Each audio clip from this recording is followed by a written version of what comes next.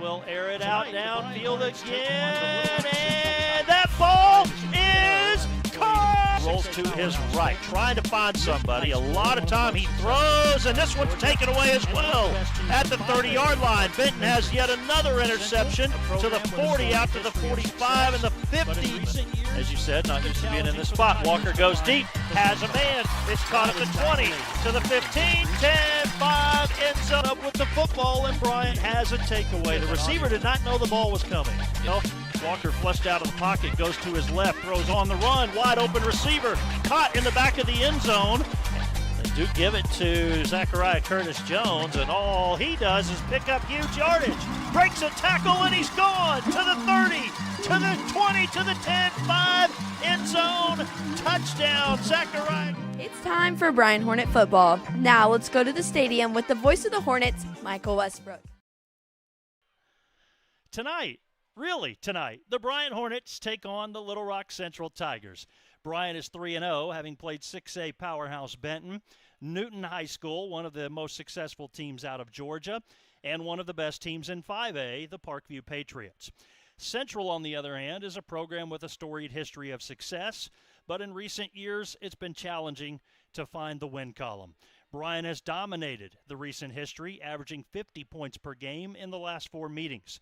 But this Central team is 2-1, and Coach Sanders told us earlier this week that there is no automatic win in the 7A.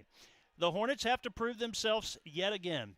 Now ranked as the 66th best team in the nation, a win would be the first in a step to securing a strong start in that difficult 7A Central. Good evening, everyone. I'm Michael Westbrook. Tonight I'll visit with head coach of the Hornets on the Quad Sanders Show. Matty Calhoun has our players to watch.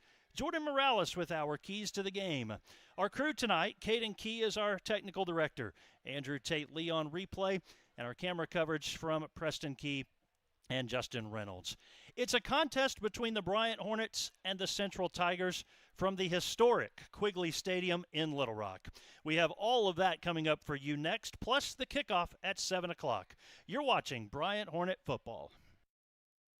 Proudly supporting local teams, it's Arkansas Copier Center, your Kyocera experts. For over 40 years, we've delivered Kyocera technology with unbeatable service. Need printers or copiers? Choose Arkansas Copier Center, whatever it takes.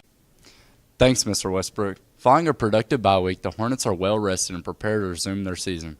They look to continue their history of dominant performances as they face the Tigers.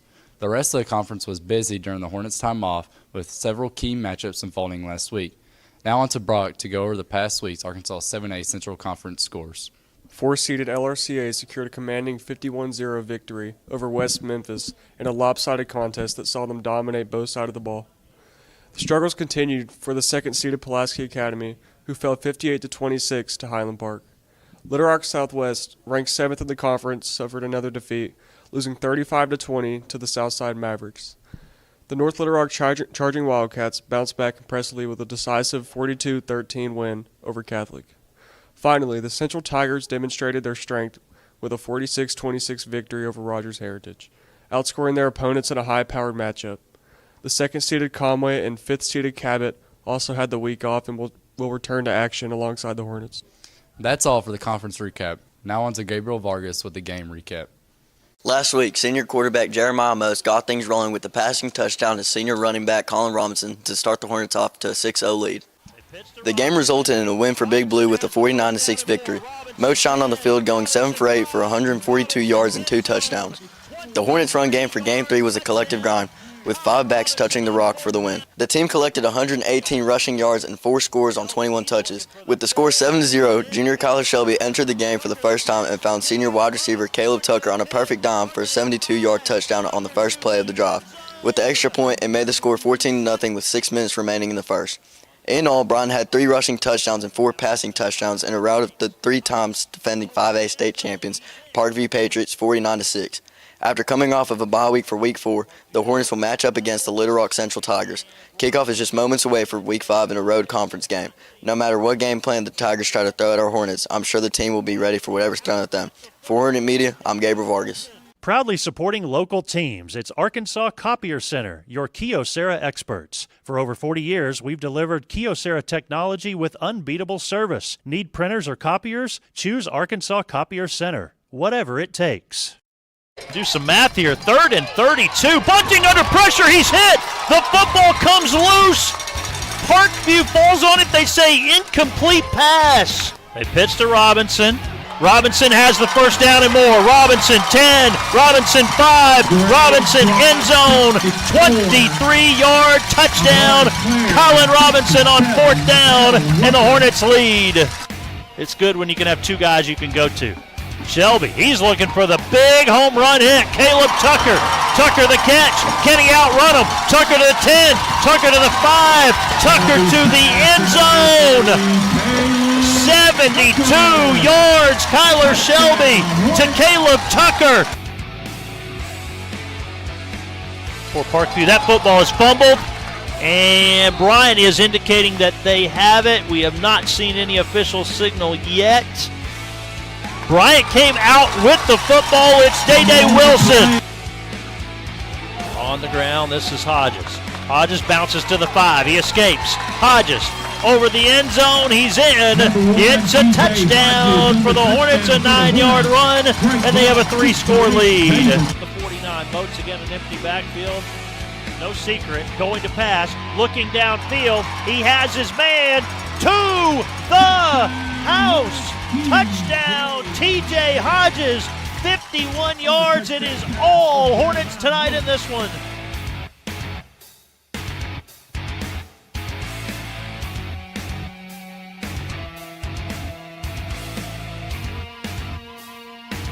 Second down and 1 to go, and it's to Robinson. Robinson has a clear lane, and he is in. Touchdown, Colin Robinson.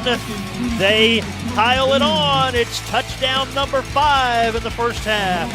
Moats keeps. Here comes some pressure. He lobs to the end zone. Cooper Billingsley.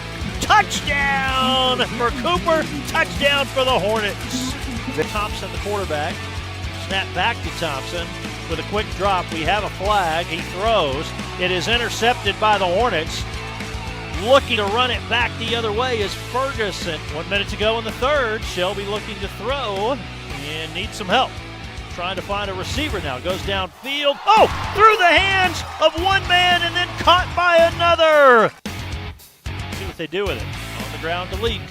Leak redirects. He's to the 15. He's to the 10. He's to the 5. He is in the end zone. Welcome into the Coach Quad Sanders Show. We're leading up to Bryant football tonight as they take on Little Rock Central. It's the first conference game of the 2025 season. And, Coach, with the off week last week, we got to go back a little bit of a ways here. 49-6 against Parkview. It felt from our vantage point that the players were playing well in all three phases, that things were really coming together all the way around for this team.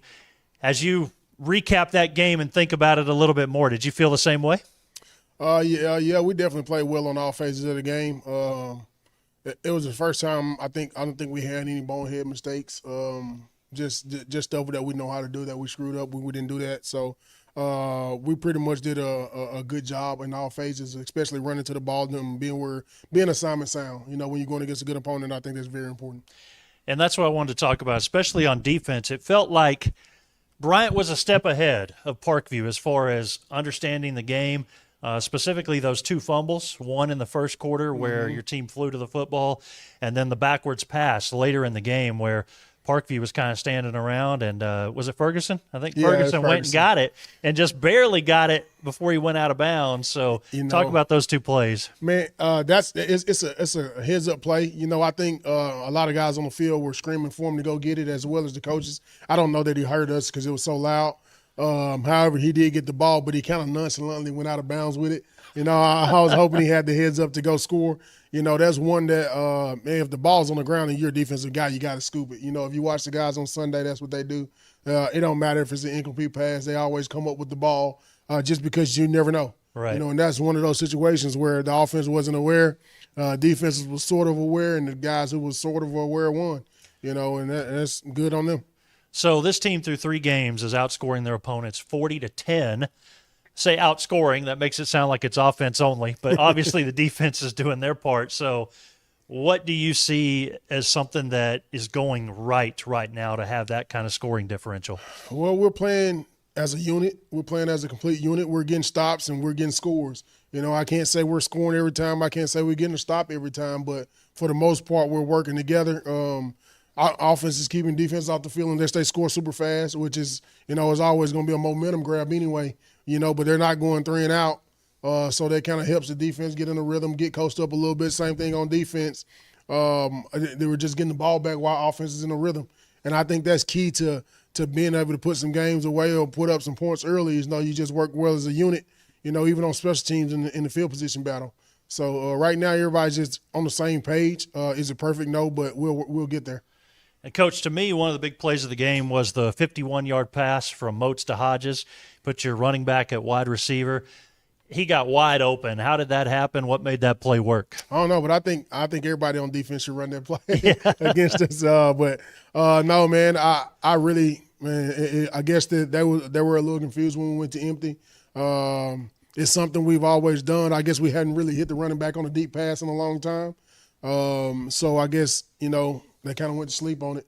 But that's the danger in all of our running backs. They can catch it out of the backfield. They can split out wide. So we're not bound to certain formations when those guys are in the game.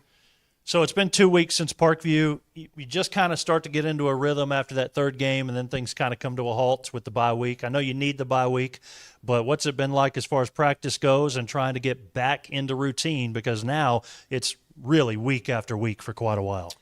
The bye week was definitely needed. We had competition against each other for at least 3 days anyway. Took some time off to try to just not grind it out so much, because now it is a grind. And if you do what you're supposed to do, you can earn another bye week in there. If you don't, you just got to play it straight through, and you don't want to be the ones that have to play it straight through. So really was just getting in a groove, man, but keeping the competition alive, keeping the game as game-like as possible, making sure we're going against each other in balance so we know what the game still feels like. And that's really what our bye week was about. Getting some young guys a lot of reps and prepared to play some in some of these games, know if we can do what we're supposed to do. If not, be ready to play if somebody goes down. So it was really about getting those young guys a whole lot of reps and making sure we're staying true to creating depth. Now, Coach, when we talk about Central, there's no such thing as an automatic win. But the last couple of years, Central went through a stretch where they didn't even win a game. Now they've won a couple of games this year. They got a chance to win more games this year than they have in the last 6-7 years. Tell me, Coach, about Central and what they've been able to do this year to be successful. Well, I'll just say this. I don't think you're ever in my coaching career. I don't care if I was coaching for the Giants and playing against. You're not going to call it an automatic win. I never call it an automatic win. There's no such thing. Just so much things that's happening in a football game.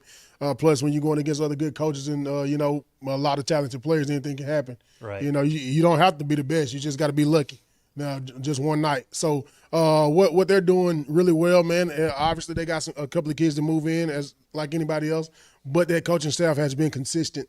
I think when Anthony took the job, I think I said that, it's going to take him a little time to get it turned around to where he wanted, but he has been consistent in what he's trying to do and the message he's trying to get to the kids. It's finally getting through to them, and they're starting to believe. So when you believe, that's half the problem. When you get them to believe and play hard, and so they've got talent to go with the belief. They've got the coaches who believe in them. So obviously they'll lead to great things. I can't tell you what it'll lead to, but there's definitely some hope and a lot of talent, and that's a recipe for success. And then just the last thing for you. It's the second road game of the season, but this is a new season. This is the one that matters. A lot more riding on it with it being a conference game. So what do you see as one or two keys for the Bryant Hornets to come out with a victory? This won't ever change for me. We've got to be able to stop the run on defense and be assignment sound. And then on offense, we've got to be able to establish the run and hold on to the ball. I think everything else falls in place if we can do those four. Okay, Coach. Well, thanks for the time. We'll talk to you again next week. Yes, sir. Coach Quad Sanders, we got more to come on the pregame show, so stay with us. It's Bryant and Central coming up in just a moment. Bryant defeated Parkview 49-6 to end non-conference play. I'm with senior linebacker Ja'Cory Smith, who used to play for the Patriots. Ja'Cory, what was the experience like playing against your old team? It was fun. We was going back and forth talking. and I knew them, so it wasn't like no beef with them. So it was fun. Another question is, what was the mindset going into the game that you think led to the defensive success? My mindset was like not taking the game bigger than what it was, not trying to take the game personal, do my job, go out there and make plays when the play come to me. And I made a play, first play. They came towards me, first play, made a play. So Another one is, who do you model your game after? I wouldn't say I model my game after nobody. When I played running back, I was modeling my game after somebody. But right now, I'm just getting better at the things I'm lacking. So I wouldn't say I model after nobody. And what do you expect out of this Bryant team for the rest of the season? I expect us to go undefeated and win state. All right. Thank you, Jacory, for your time, and good luck against Central. Next up, Kennedy Perry will have our offensive player, Colin Robinson. For Hornet Media, I'm Lyric Berry. Proudly supporting local teams, it's Arkansas Copier Center, your Kyocera experts. For over 40 years, we've delivered Kyocera technology with unbeatable service. Need printers or copiers? Choose Arkansas Copier Center, whatever it takes. Hi, I'm here with senior running back Colin Robinson, who put up 2 touchdowns against Patriots. Colin, what kind of mindset did you go into the game with that allowed you to be successful? I came in just trusting my O-line, trusting they work, they put in, and then whatever hole they make for me, I just make the best of it. All right, you're coming off an injury here, and you switched positions from linebacker to running back. What was that transition like for you? It wasn't very hard for real, since I had already played running back. I was used to it, but I'm still getting used to the plays, and the coaches did a good job working with me and just teaching me and allowing me to learn.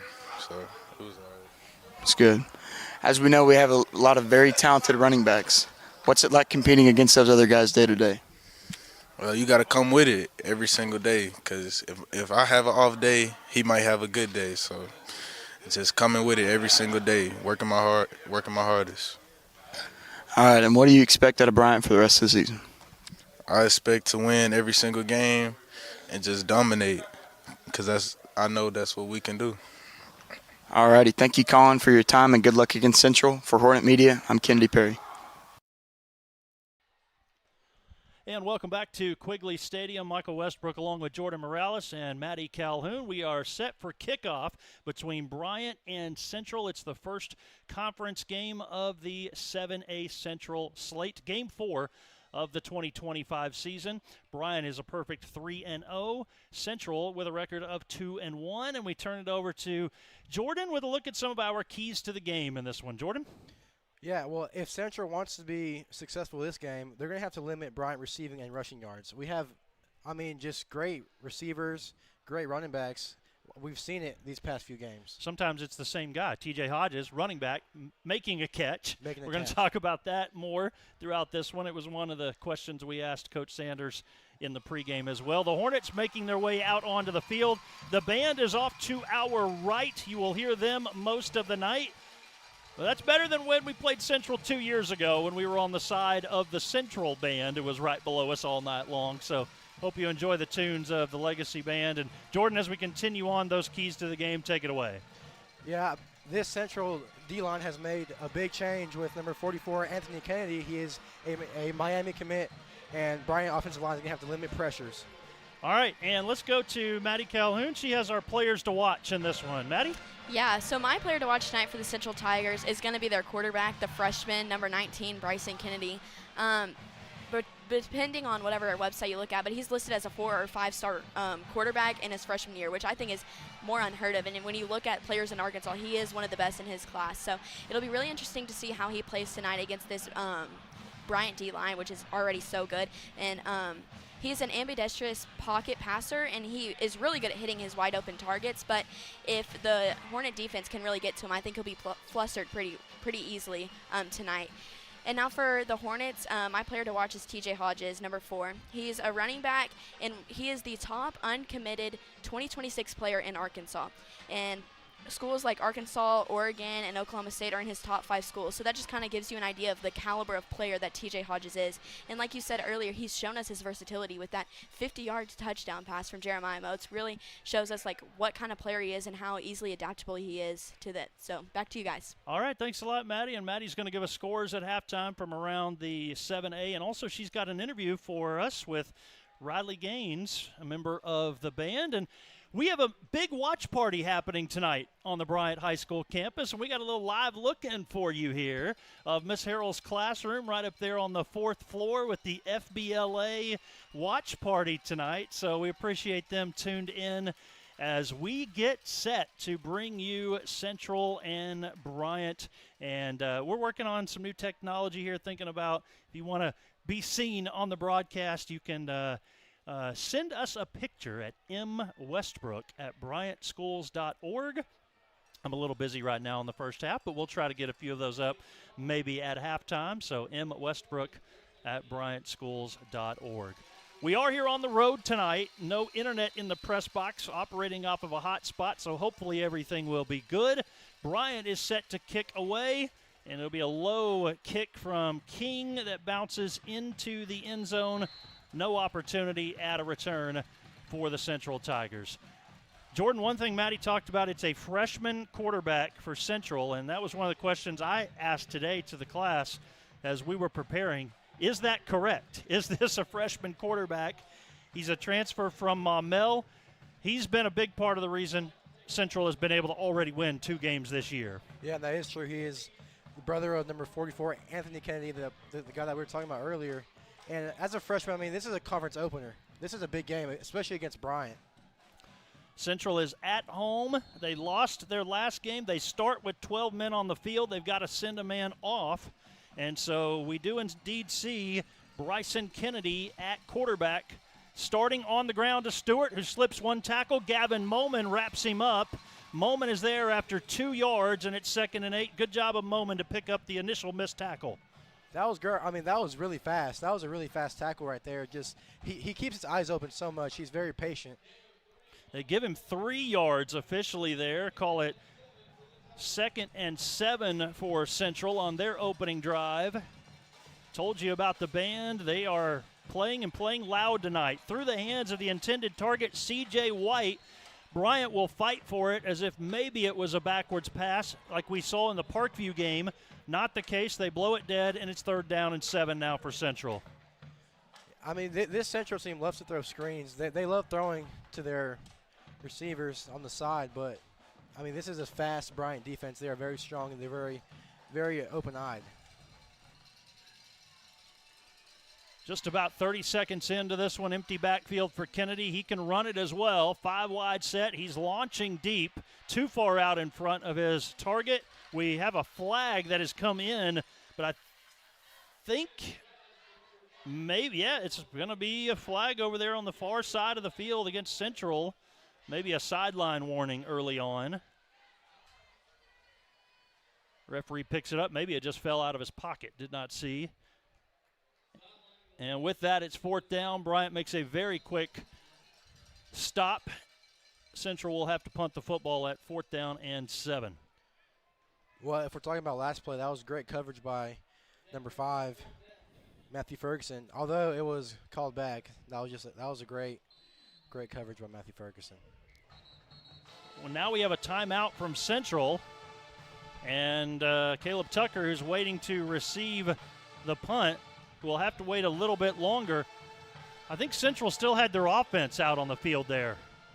Not quite realizing maybe that it was 4th down, or maybe they were waiting to see if there was going to be a flag of some sort. We'll stay right here. It appears it'll be a quick 3 and out for Central. And, yeah, I don't think they were on the same page. They're sending their punt team out now. Yeah, well, this is a really big game for Central for these Hornets. I mean, it's just another game, but for them, you got to think they have a freshman quarterback. They have a bunch of new guys, a bunch of sophomores. But you got to think this is the Bryant Hornets. Right. I mean, come on now. This is a great team, strong team, and they're fast. Jacoby Page is the punter for Central. He's standing inside his own 10-yard line.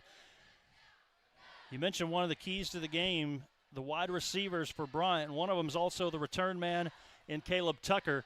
Let's see if he gets things started. It's a snap that rolls to the punter. He has to take off, and he is trucked at the 26, shy of the first down. Bryant is going to have amazing field position on this opening drive. Well, there's Gavin Moman making big plays already.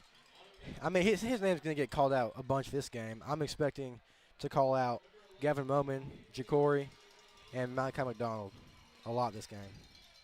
Also the Nelson brothers. Bryant will have it 1st and 10, just 25 yards to the end zone. Let's see if they go for a big strike on the first play now that they have this great field position, or if they stick to whatever might have been the scripted call out of practice this week. They send Tucker in motion.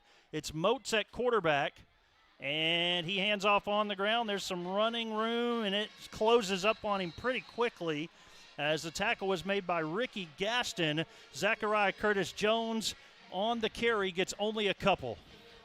Zachariah hasn't really made too many big plays so far this season, but I mean, I'm expecting something huge this game. 2nd down and about 7.5. Quick pass, right side, Tucker, incomplete. Brings up a 3rd down for Bryant. They do not want to do what Central just did. They need a 1st down to keep the drive going and not be forced into a long field goal attempt. Moats looking to the sidelines for the call. 2 receivers to the left, 1 to the right. Tucker's the lone man on the right side. We've also got the tight end Billingsley along the left side. He goes in motion now. Curtis Jones on the ground, shy of the 1st down. He keeps his legs moving, though, to about the 11. Not quite going to be enough. He needed 8, and it looks like, Jordan, he picked up 7. Well, right there, that's the O-line right there, just pushing him, really. They bring Hodges in the game now. Curtis Jones will go out. They line Hodges up in the slot right. Empty backfield for Moats on 4th down and 1. Just about 2 minutes into the contest. Opening drive for the Hornets. Can't afford to turn it over here. Moats will look, throw, end zone, incomplete. Not even close. Hodges was turned around a bit on it. And on the coverage over there was Jalen Robinson. It's a turnover on downs for the Hornets on their first drive. Well, that's a pretty quick start for both teams, just switching sides of the ball, but Hodges looked like he wasn't really ready for that throw, but that's okay because we're just getting started right now.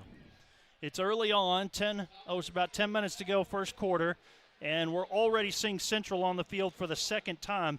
Jordan, they threw 2 incomplete passes on the first drive. That stopped the clock quite a bit, and so less than 2 minutes in, it's a 3rd possession of the game. A player or a referee threw a towel out there, and they leave it at the 20. They don't even get it away from the playing area. On the Wildcat this time, and not a whole lot there. I did not even quite see who the ball carrier was. For Central that time, Drew Jork, the senior, he was the one out on the field on that 4th down play. Guess he thought they would go for it on that. They had to call the timeout, and they ended up trying to punt, but a low snap ended up resulting in good field position for the Hornets, but now it's back to Central again after a 3-yard gain, 2nd and 7. Yeah, well, there's Central already making a change at quarterback. Yeah.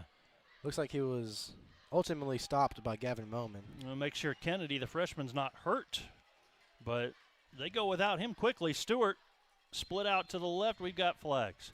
Some movement. I believe that is a false start against Central. Penalty will back them up 5 yards. Bryant is back at home next week. Little Rock Christian Academy comes to town. It's homecoming a week from tonight. Be the 3rd home game of the season for Bryant. Home heavy schedule here at the front. 2nd down and 15 for the Tigers.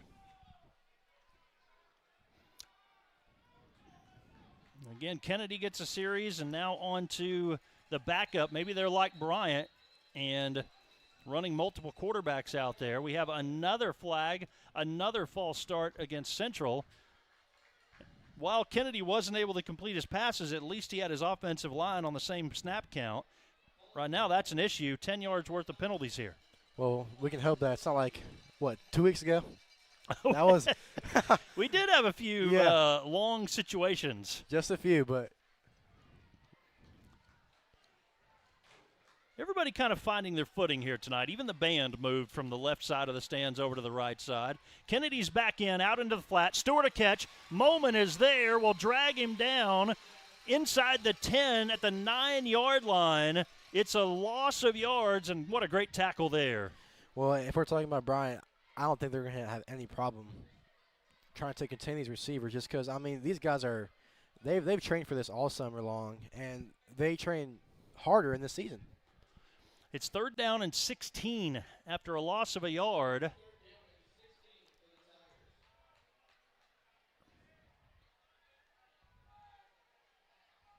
Again, Kennedy back in at quarterback. They will fake the handoff to Stewart, throw right across the middle. Catch is made on the move at the 30. Still going is Brewster. Brewster to midfield. Philip Brewster. We do have a flag back around the line of scrimmage and just hold everything. We have to see what that's all about, and I believe it's coming back. Well, there are the flags again. Great play by Philip Brewster, but looks like it's going to be called back. I didn't see the indication from the referee on what they actually called. Did you? Me neither. I did not. Don't have the referee mic'd up tonight. Hopefully next week. No. We'll have it at home. We'll have the ref Maybe mic'd up. Illegal formation or something. I'm not sure. Maybe a hold in there. That could be. The flag was thrown around the 18-yard line, which was a couple of yards past the line of scrimmage. I'm trying to figure out where to spot the football. It'll be inside the 10, inside the 5, in fact. And it's my first opportunity to say 3rd in the country mile for Central here. Inside 9 minutes to go, first quarter, no score. Central's second offensive drive, and their quarterback, Kennedy, is going to be right at his goal line. Watch out here. You could have a safety. See if Bryant comes after him or they set back to make sure they don't give up the big play. Kennedy throws, open target, too high, incomplete on the near side of the field as he was trying to find Micah Frazier. And it's 4th down. Central, no real drama here on their first 2 possessions. They have to punt again, and their punter will be deep in his own end zone as he sends this one away. Well, it's starting to look like a fast start for both defenses, really. Bryant started with the football at the 25-yard line. Central's 25 on their first drive. They could not score. A 4th down stop. Now back for the Hornets is Jacoby Boone. He's standing at Central's 35-yard line. Snap is back to Page. Able to get the punt away. And off of one hop, Boone Fields on the run. Tackled from behind at the 25. So for the second consecutive possession, Bryant has the football in prime position to score. It's marked down at the 24. Well, if you're Bryant, you're thinking get points early. Get points early and make it, well, not a quick game, but a pretty fast game for them. Kyler Shelby is in the game. TJ Hodges in at running back. 3 receivers lined up right side. Tucker, the lone man, to the left. Just 3 down linemen for Central. Now the 4th one's there on the end. Shelby fakes. That ball tipped at the line, incomplete. Big number 44, got to watch out for him. You mentioned him earlier, Jordan, and he is a threat. Anthony Kennedy, the senior. Yeah, he is a... That's a grown man out there. Yeah. Yeah, he is a Miami commit, and Miami is known for having great linemen, not only O-line, but great linemen in general. Nearing 8 to play. First quarter, a lot of incomplete passes so far. Shelby throws a dangerous pass there, trying to find Boone out into the flat, incomplete. That's too long of a pass from the left hash mark all the way across the field. That could have been dangerous. That's a pretty long, sidearm throw. You got to think. But 3rd down and 10. See if Bryant can get things going in the right direction now with an empty backfield. Shelby looking left, has time. Now he's in some trouble. He'll have to scramble. Watch out. Hit as he throws. Boom, the catch. 15-yard line. They say incomplete. It's no catch, and it's 4th down. It hit the turf. 3 incomplete passes in a row. Bryant has 4th and 10. Or do they say complete now? It was complete. Well, the referees aren't sure. It was complete. One of them still trying to go backwards. One of them is still trying to overrule the head referee here. The initial signal from the official nearby was waving his hands incomplete, and they're going to take it back.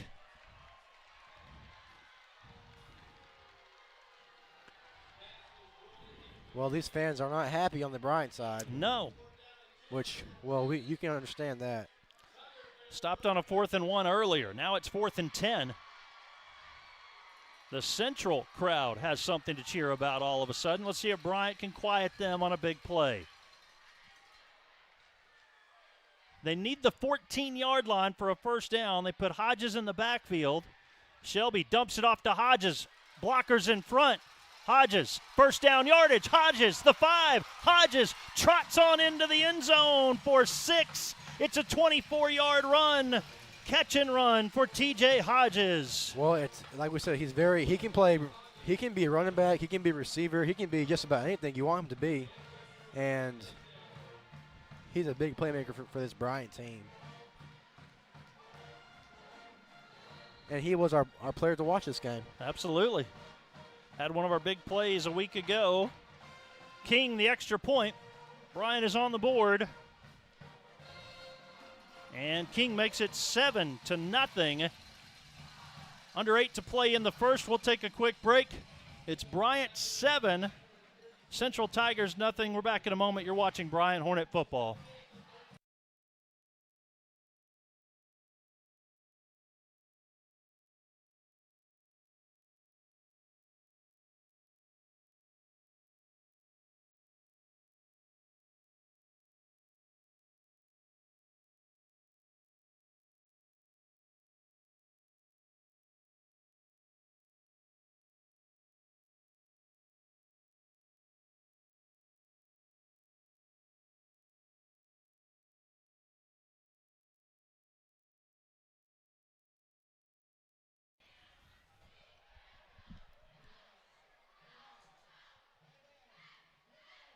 A 4-play drive for Bryant. A drive that took him to 4th down and 10, but Shelby to Hodges 24 yards later, end zone, and it's 7-0 Hornets. King to kick it away here in the first quarter. And we've got whistles and a flag, perhaps offsides here from Bryant. That is indeed the case. They're going to have to back up 5 yards on the kickoff. Well, this is looking pretty familiar with all these whistles going on. I hope it's not a night of too many penalties, but Bryant did have the off week. I was talking with Coach Sanders about that. Sometimes you get into a routine and you need the rest, you need the off week, but it also can throw you out of that routine that you've just gotten. The return men for Central will move up about 5 yards. See if King's got enough to get it to the end zone from here. It is going to bounce out of bounds. So it's out of bounds. A penalty there, and Central will have good field position. Trying to pin it into the corner. We'll see Central's offense for the 3rd time already. They take over, 7:35 to play, first quarter, but their offense not out on the field yet. Bryant's defense ready to go. Defense has done their job through 2 possessions and set up the Hornets offense with good field position. We'll see if they can do it a 3rd time. Central will start at the 35. Well, I mean, if we're being honest, this Bryant defense hasn't really done anything bad these past few games. I mean, they've been making plays over and over and over again. Jacob Marshall is the new running back. It's still Kennedy at quarterback out of that pistol set. 3 receivers, 2 to the right, 1 left. And the handoff on the ground picks up pretty good yardage this time for Jacob Marshall out to the 38-yard line. Good pickup on first down for Central. 2nd down and 6. They give him 4. Jacob Marshall was taken down by number 73, Ryan Horn.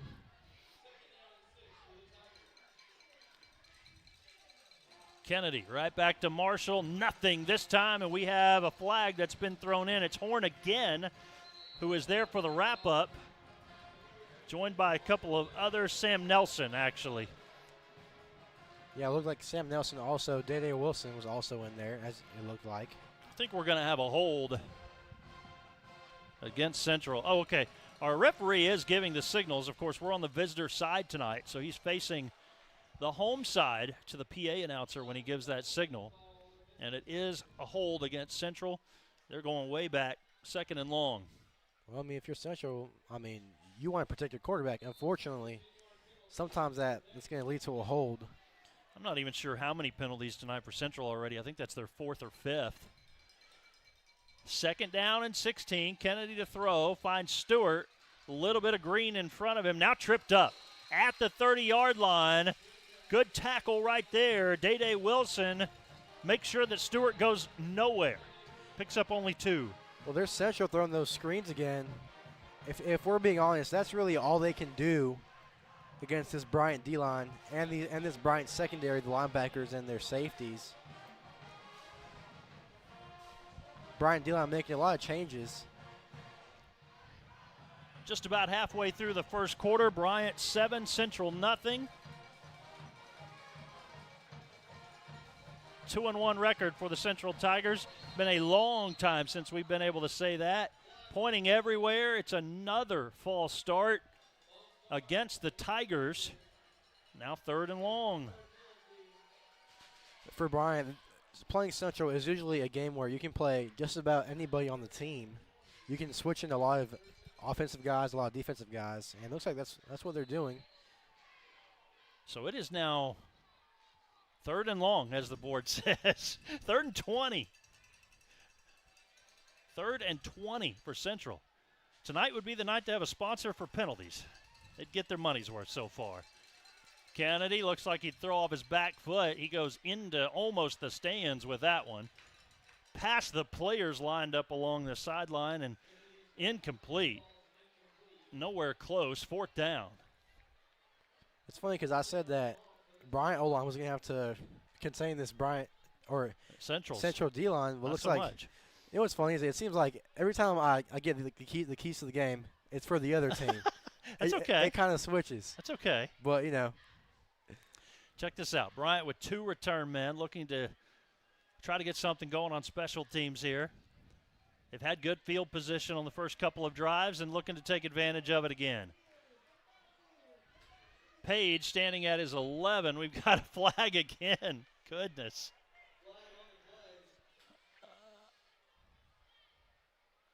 That one's against Bryant. Wow.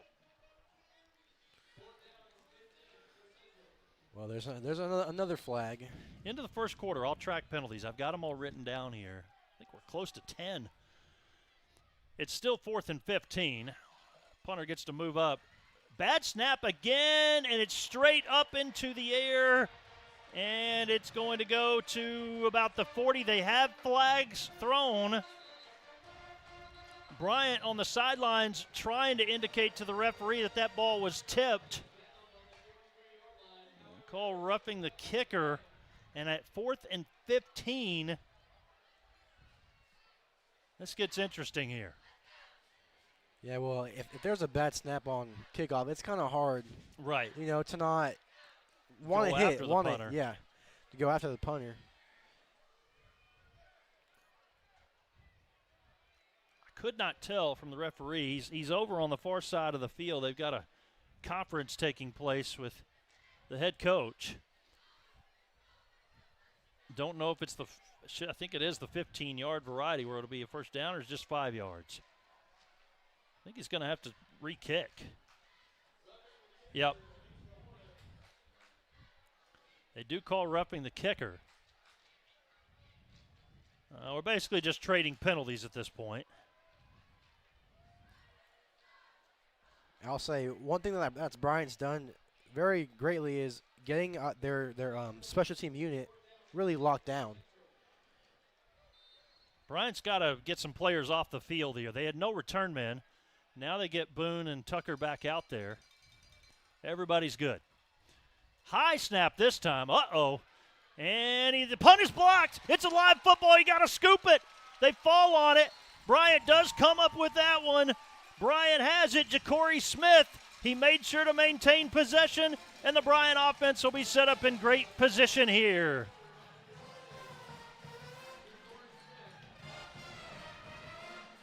There's number 10, Ja'Cory Smith. One thing about him I'll say is that he never gives up on the play. Although right there he was kind of confused, which I can't blame him. I mean, if it's a punt, it's kind of hard to track the ball. But that was a great play by everybody. Inside 6 to play in the first. Well, when Bryant started at the 25 and then the 24, you wouldn't have thought they could get any better field position. How about first and goal from the 6?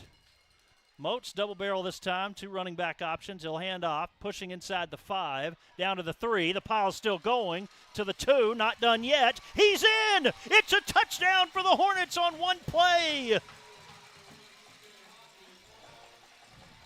Hodges, the touchdown run. Well, there's the O-line again, just really helping out the running backs.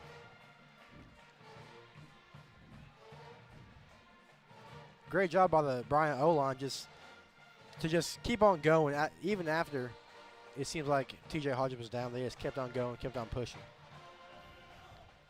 Bryant wastes no time this time. Oh, my goodness. Another penalty. False start, I think, against Bryant. What in the world? Let's do some math here, Jordan. We're going to count on the air. 1, 2, 3, 4, 5, 6, 7, 8. 8 penalties in the first quarter, and I think there's a possibility that I didn't write one down. High snap. Boone has to try to do something with it. He won't be able to do anything. He's down. Get Boone back up and off the field, and everybody's okay. It's 13-0. And we'll take a quick break. Bryant leads Central. We're back in a moment. You're watching Bryant Hornet football.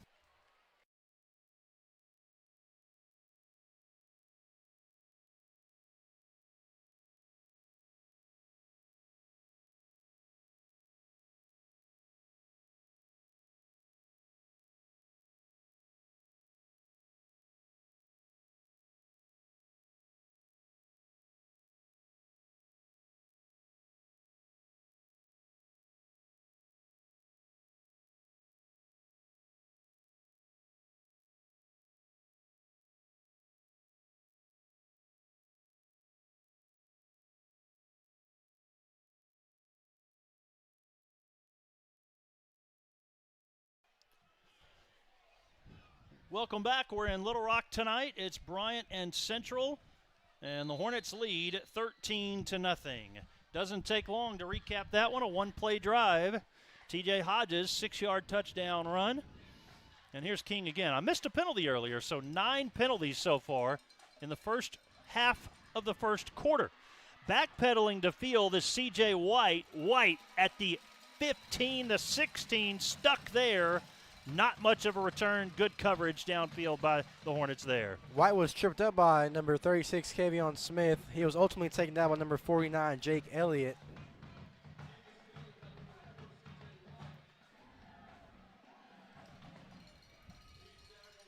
Looks like those two, Kavion Smith and number 49, Jake Elliott, are going to get some playing time tonight. This is Central, and Bryant is known to really just rotate their players during these types of games. I remember back in 2021, Bryant had a 63-0 victory against Central. Since then, it's been a little bit closer, in the 40s. Fairly hot night here tonight. Not a lot of air coming through this press box either. Handoff with a little bit of running room there up past the 20 to the 22 for Marshall.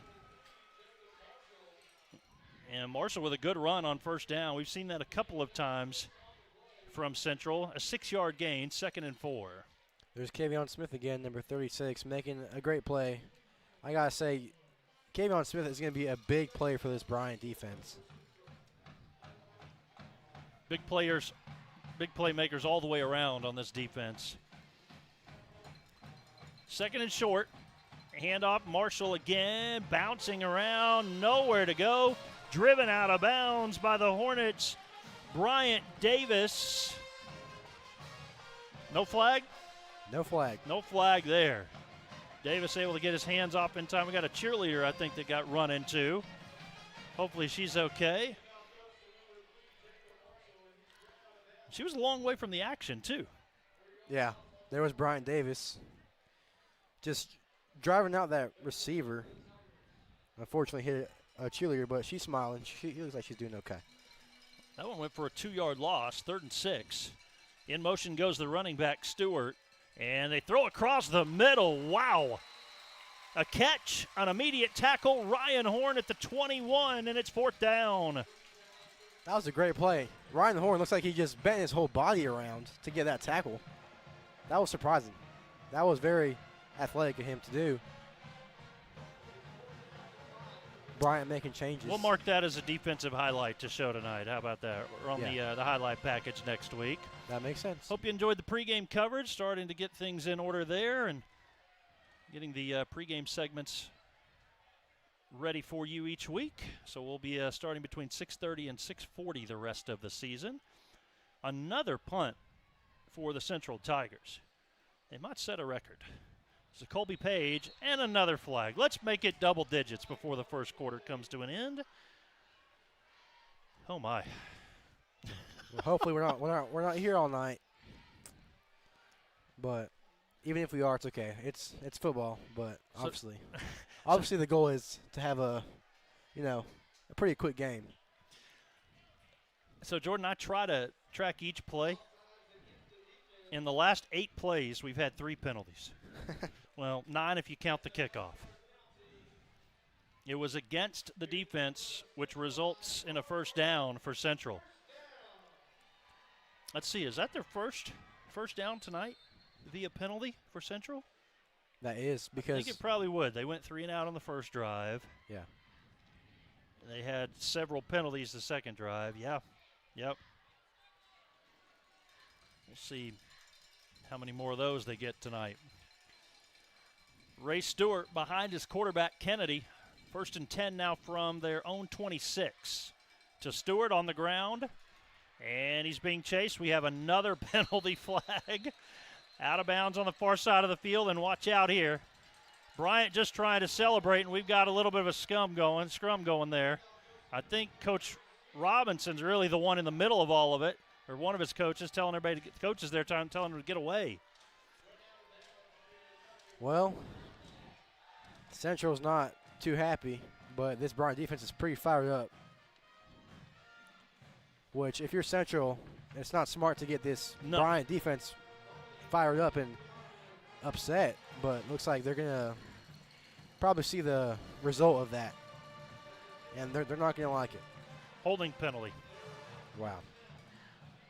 Head coach for Central, a former Arkansas State football standout. Got some transfers in this year. It's kind of wide open these days on going from school to school. Their quarterback, Kennedy from Maumelle, takes the snap on 1st and long. Here's some pressure. He is dropped. And right before the end zone at about the half-yard mark, maybe even inside of that. It couldn't get any closer to a safety. Who made the tackle there, Jordan? Did you see it? Yeah, I did. That was number 20, Jaquez Suggs, Jr. for Bryant. Big tackle after a couple of penalties. Central is heading backwards.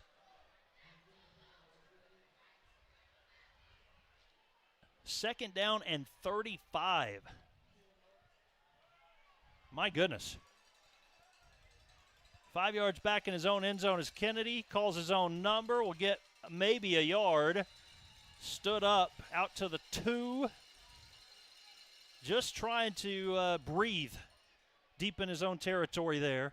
And now it's 3rd and very long. Bryson was taken down by, yet again, number 20, Jaquez Suggs. Looks like he's been getting some more playing time. Third down and 33 as we hit 3 minutes to play in the first quarter. A long opening quarter. Bryant leads 13-0. Double-digit penalties, a lot of incomplete passes. Let's see what Bryant does here on 3rd and 33. Try to stuff up the middle. To the outside is Stewart. Stewart to the 5. Wrapped up by Matthew Ferguson, who hits him low. And that's only about 2 yards. It is 4th and 31. Central really doesn't have any time to get yards, which it's not surprising. I mean, this Bryant defense, the safeties and their linebackers they're fast. And, I mean, even these linebackers can be safeties. It's crazy. Here's the deal. You're just not going to win a game against Bryant when you put yourself with 15, 20 yards of penalties on every drive. No, that's not going to happen. And Page, which watch out for the snaps. The way they've gone so far, this could be a safety. He is 9 yards deep in his own end zone. They finally get him a good one, and he sends away a pretty good punt with a fair catch called for by Jacoby Boone at the 35-yard line. Well, Central is looking like they're trying to get in these Bryant players' faces for some reason, which is not smart by them because that's just going to make this Bryant offense want to play harder. Our coverage this season brought to you by Arkansas Copiers, your Kyocera experts. We want to thank them for being one of our sponsors and the title sponsor of our football broadcast this season. Inside 2 minutes to play, first quarter 13-0 Hornets, back in possession. And on the ground, this is Colin Robinson. He breaks free. He's going to the house. Colin Robinson makes it a 3-score game in the first quarter. There he is, number 11, Colin Robinson. He's made a big name for himself these past few games, which it's great to see. He's been our player of the game for what? Yes. For about 2 games? Well, right. Yeah, 2 of the 3 games so far. See if they get a better snap this time. They do. King's kick is good. And so that makes it 20-0. Bryant still just shy of 2 minutes to go in the first quarter. We'll take another break. We're back in a moment. You're watching Bryant Hornet football.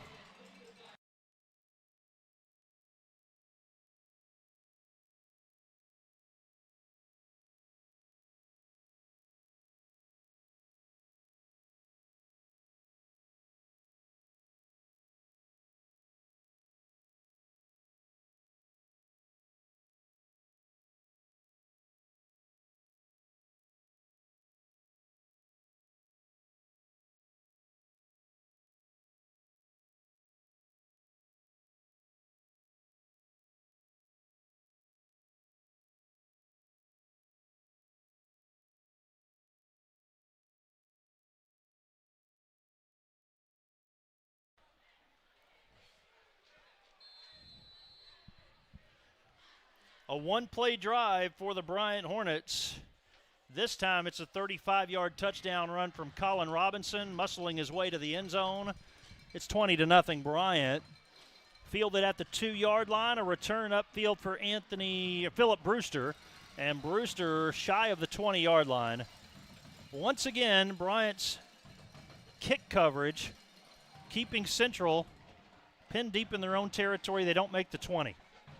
Brewster was taken down by a lot of players, but he was wrapped up by number 10, Ja'Cory Smith.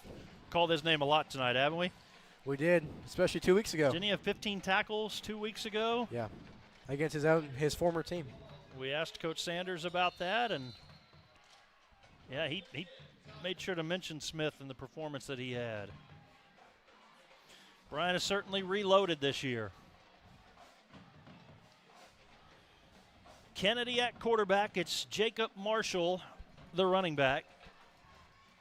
Central will start 1st and 10 at their own 18-yard line. Marshall, nowhere to go. Nelson brings him down. Nelson brings him down, but Malachi McDonald, well, wow. He just hit him. I mean, I'm speechless. That was a great hit. And, I mean, I'm speaking from experience, trying to block him during practice, yeah. And that's not fun. Not fun. Well, it's a 2-yard loss. 2nd and 12. And a snap back to Kennedy. Here comes pressure from Nelson. Incomplete. Good pressure there from the Hornets. Sam Nelson. 3rd down and long for Central yet again. 3rd and 12 as their offense has gone absolutely nowhere so far. It's looking like Sam Nelson's getting called out a pretty good amount. Mm-hmm. It's great having 2 Nelson brothers up there, knowing that you can depend on both of them for sure. Sam and Matthew Nelson, very dependable. And here we go, 3rd and 12. A chance to stop Central again and get the football back again in this first quarter. They're going to bring some pressure. Watch out. Kennedy in trouble. He is absolutely mowed over. And there's the other one, Matthew. Well, like I said, you can depend on both of those brothers right there. And we have Sam Nelson for 1 more year. He's only a junior this year. And he got some playing time last year. But this year, I mean, he's making a name for himself.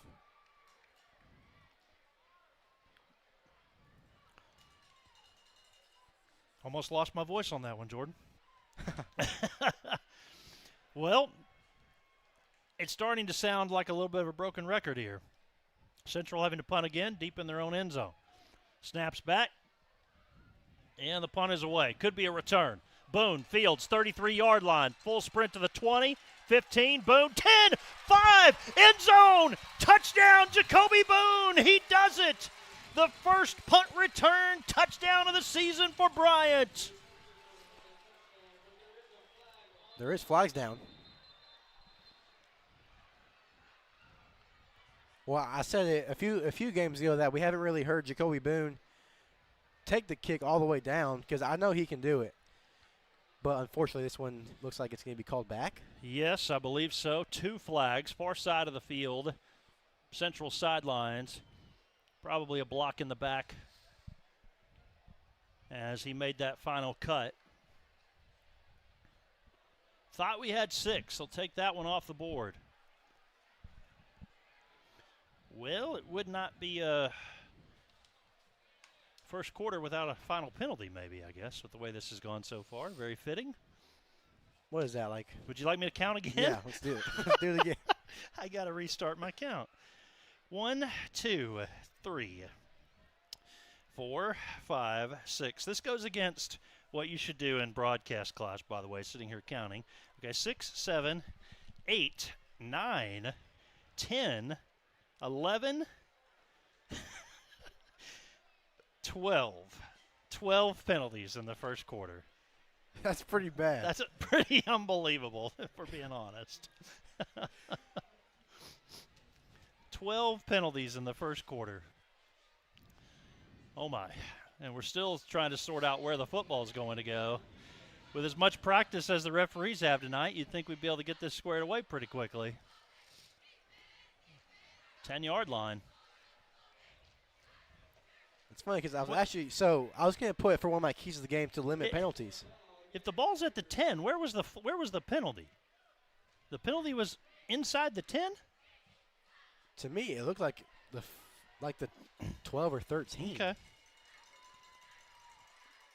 But there was 2 flags. Well, correct? either way, yeah, that's right. There were, and he did. Again, they're on that far side of the field when they're giving those signals, so it's a little difficult to see, but may have been one on both sides. I don't know. I really didn't see. Well, either way, Bryant's got a chance to go up 4 scores in the first quarter. Moats is back in at quarterback. And a handoff on the ground. Plenty of running room to the 5 end zone. Zachariah Curtis Jones. 10-yard touchdown run. Hornets 26, Tigers nothing on the final play of the first quarter. Well, it's great that we have 3 running backs that can make plays. Which, I mean, that's as we've seen these past few games.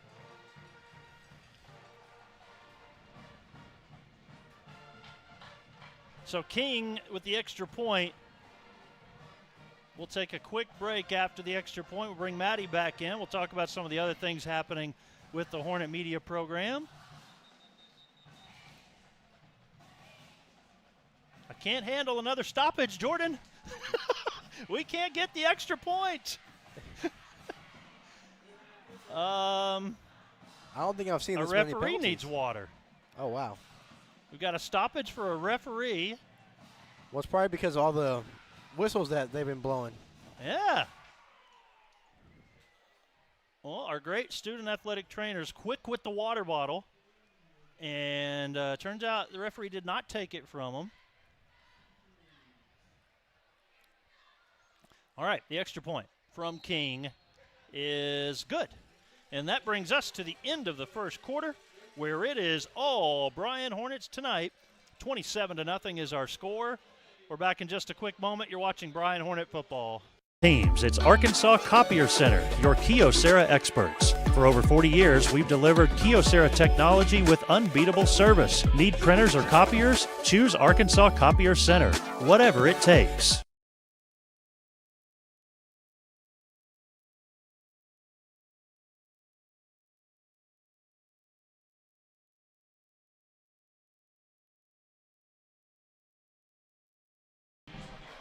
And welcome back to Quigley Stadium in Little Rock. 27-0 our score. We bring Maddie Calhoun back in.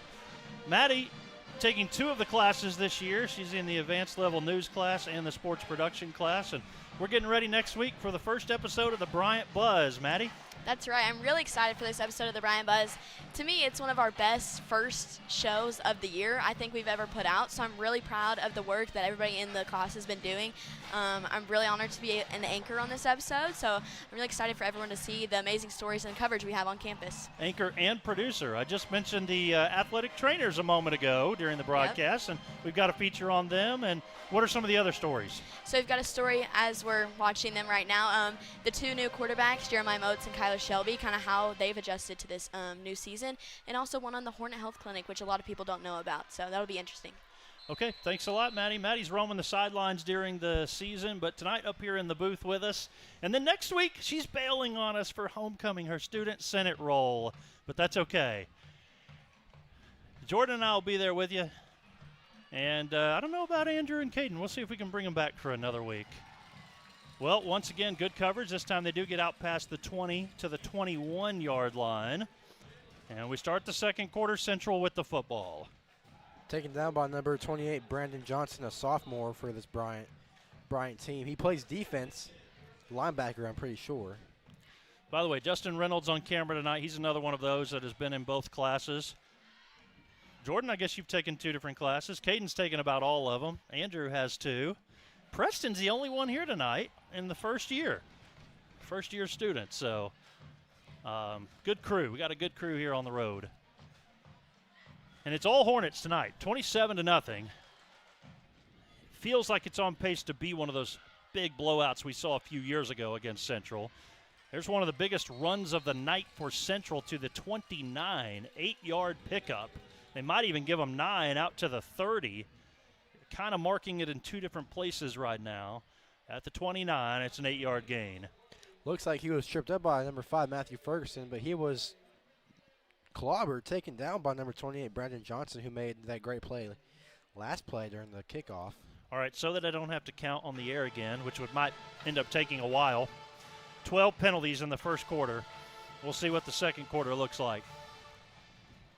Kennedy, quick handoff. Stewart backpedals out to about the 34. He's decided his best route to pick up yards is just to kind of turn backwards and keep his legs churning. First down, just the second first down of the game for Central. The first one was recorded on a penalty, so really on offensive plays, this is their first real first down.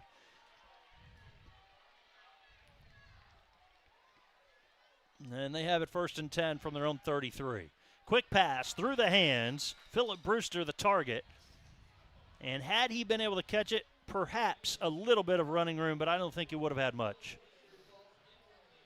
And I mean, if you're the quarterback, you got to think you don't have much time to really get that ball out, because this Bryant D-line is they're too quick to contain.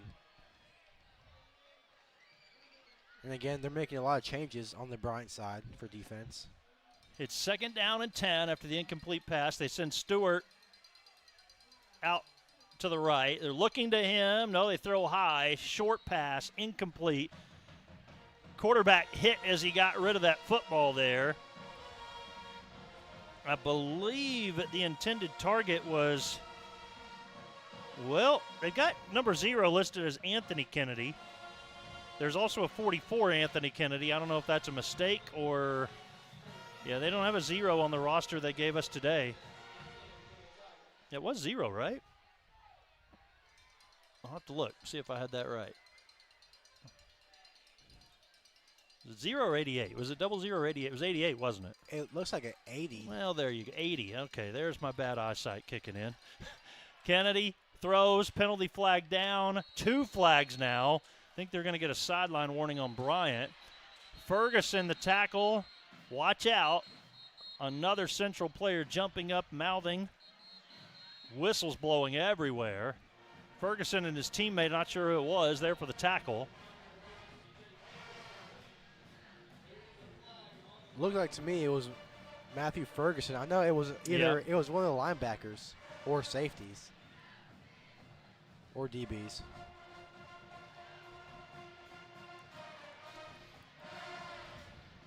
Hope you'll stay tuned at halftime as Maddie has an interview with Riley Gaines, one of the members of our band, and it's been a good addition to the broadcast to feature some different areas of a Friday night game. Penalty against Central. They back up 5 yards. Still 3rd down.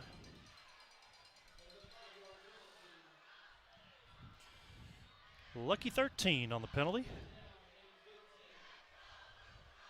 So, yep, technically 2 there. They do call the sideline warning on Bryant. Call that 2 different penalties. Coach Sanders jumping up and down on the sidelines, in fact.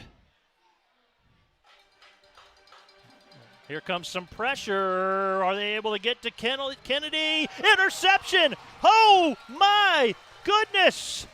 We've got flags. Watch out here. Keep an eye on this, Jordan. And the takeaway from the Hornets comes from Terrence Ellis. But the pressure in the backfield first. That was Malachi McDonald for the pressure. And then that was number 20, Jaquez Suggs. Again, more pressure. So if you're Central's quarterback, you can't do much. You really can't do much. He is a freshman, but you got to think, I mean.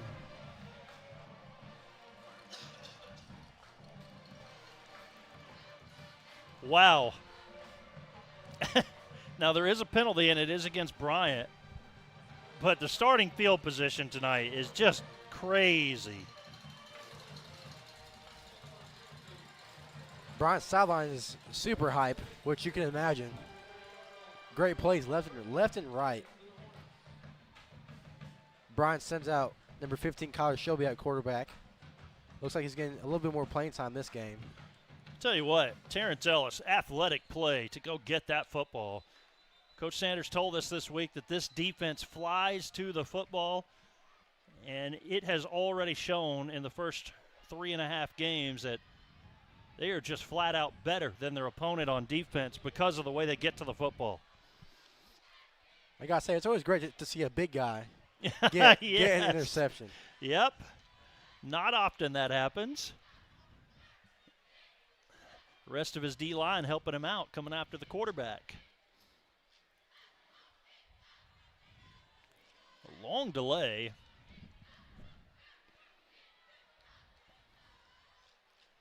Looks like number 67, Nikel Rucker, is back after having an injury 2 weeks ago. You mentioned Shelby at quarterback, and Hodges will be the running back. They have 1st down and 10 from the 30-yard line, or do they?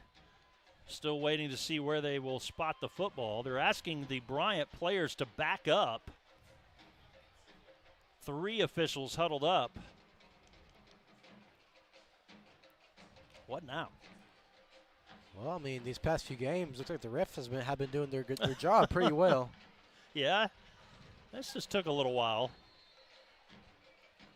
We're all ready to go here. Will it be a one-play drive again? Shelby throwing, deep ball, going for it. Kamari Austin dropped it. Incomplete. Central celebrates for a moment. Into double coverage there. Austin couldn't hold on. 2nd and 10. Well, if you're Central, you can't celebrate for too long. Nope. We've seen it because this Bryant team is able to go back-to-back for big plays. Surprised that they don't bring out Colin Robinson, but that's okay because we have T.J. Hodges. Yeah, either way, those two guys put the ball on the ground, and you expect big things. It is to Hodges. Hodges breaking tackles and picks up about 4 yards. Here's a flag. Wow. Well, Hodges was taken down by number 2, Jalen Robinson, a senior for Central. Flag's coming down. Looks like they're trying to get into Caleb Tucker's head. Watching the referee here to see what he calls on this one. Interesting spot for a flag at the end of the play. Still no actual indication yet. I don't believe it was holding either. It could just be unsportsmanlike. I don't know. Honestly, you can't really tell. No. Because when there is a flag, they're all huddled up. Yeah, I think it was against Central. I thought it might have even been like a late hit.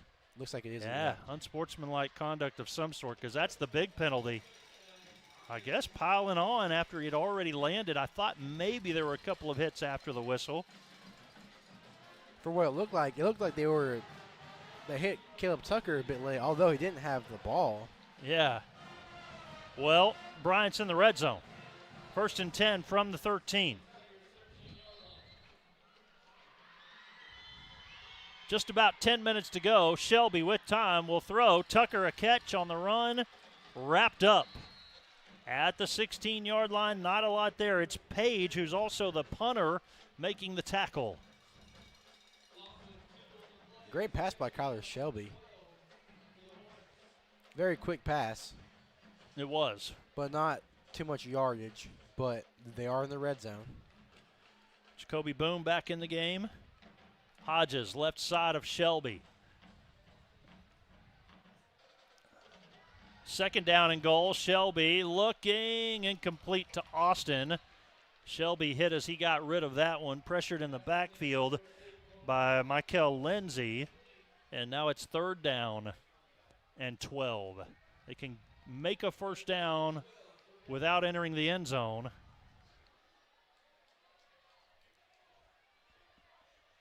Again, surprised that Colin Robinson isn't in the game. He's known for making these. This would be the time I would put him in. Yeah. No, we have for a making timeout. quick plays. Yeah, for sure. But or do we? Yeah, I don't know. What in the world? The referees are talking. A long first half here. 27-0 Bryant. Around 9 minutes to go in the second quarter. Referees having a long conversation. Now over to the Central coach. And there's something they don't like. They're having to point up into the stands, I think, into the either the stands or the press box. It was getting pretty loud from what I heard that last. But who knows? The band way over here, the other end of the field. The play clock maybe is the only thing I can come up with, but I don't even know if that's right. Okay. So our clock was off by 10 seconds. I'm not sure that's going to matter in the second half, but referees have to do their job too. Shelby, empty backfield, throws. Billingsley dropped it. Oh, goodness. Well, that long delay and a little bit behind Billingsley perhaps. Incomplete. 4th down and 12. King is on for a field goal attempt. Yeah, that was a long delay, quick play. Kyler Shelby making some quick passes.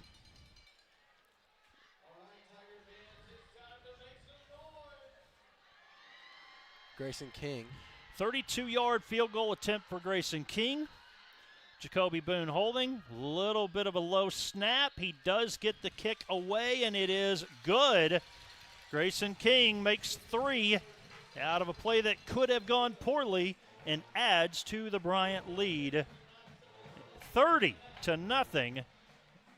Just around 9 minutes to go in the second quarter. We're back in just a moment. You're watching Bryant Hornet football.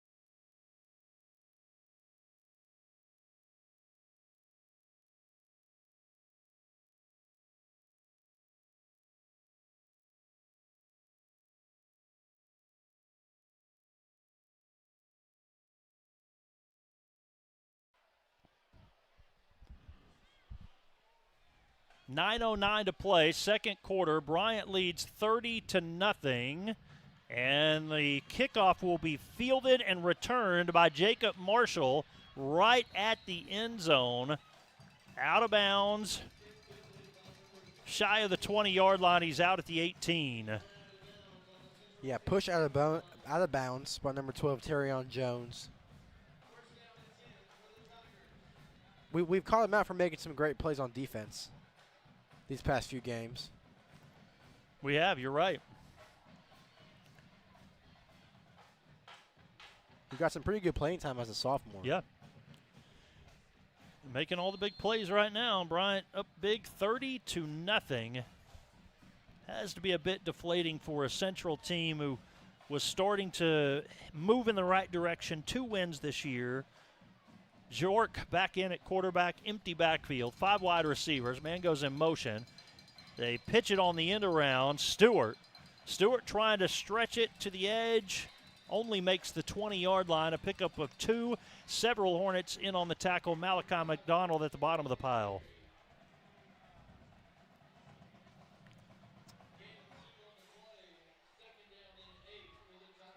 And you would think the clock might roll here a little bit, as it feels like Central is almost starting to get content with running the football a little bit. They've actually had pretty good luck on first down running it. It's time to pass, and nothing there. Absolutely nothing there. Day-Day Wilson with the tackle at the 21-yard line for the receiver who made the catch, Ricky Gaston. 3rd and long for Central, 3rd and 7. Yeah, number 7, Day-Day Wilson, is a defensive back. You would think he's a linebacker with how big he is, but he keeps his eyes open. He's very patient, and he looks around the offense. Central makes it to the 21-yard line, faced with 3rd and 7. Quarterback fires, incomplete. He was looking downfield for Micah Frazier. We do have a flag. Far side of the field around the 33, 2 flags. I'll say that was great pressure by number 48, Sam Nelson, and great coverage by number 21, Ryan Young. Well, I'm watching back on the live stream, and so I get an extra replay look, and it looks like maybe a couple of Bryant players holding on to the jersey of that receiver for a defensive hold.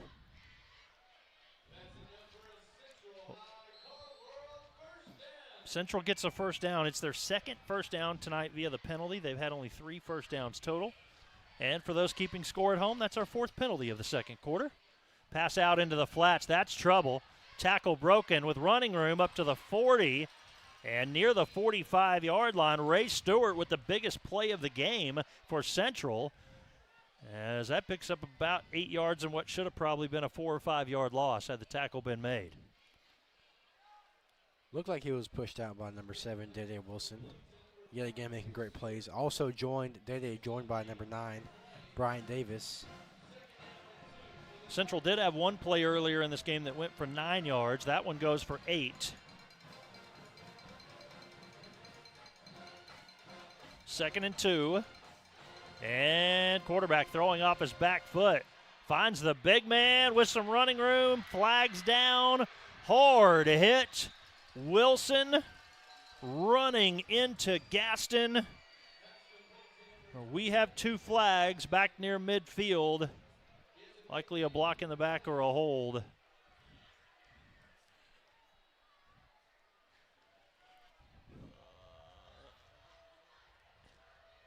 So this should put Central somewhere back around the original line of scrimmage. Yep. Holding against Central. The penalty around the 48 should take them back to around the 38. So they'll net about 3 yards on that play. And it brings up second down again. Inside 7 to go until halftime. 30-0 Bryant.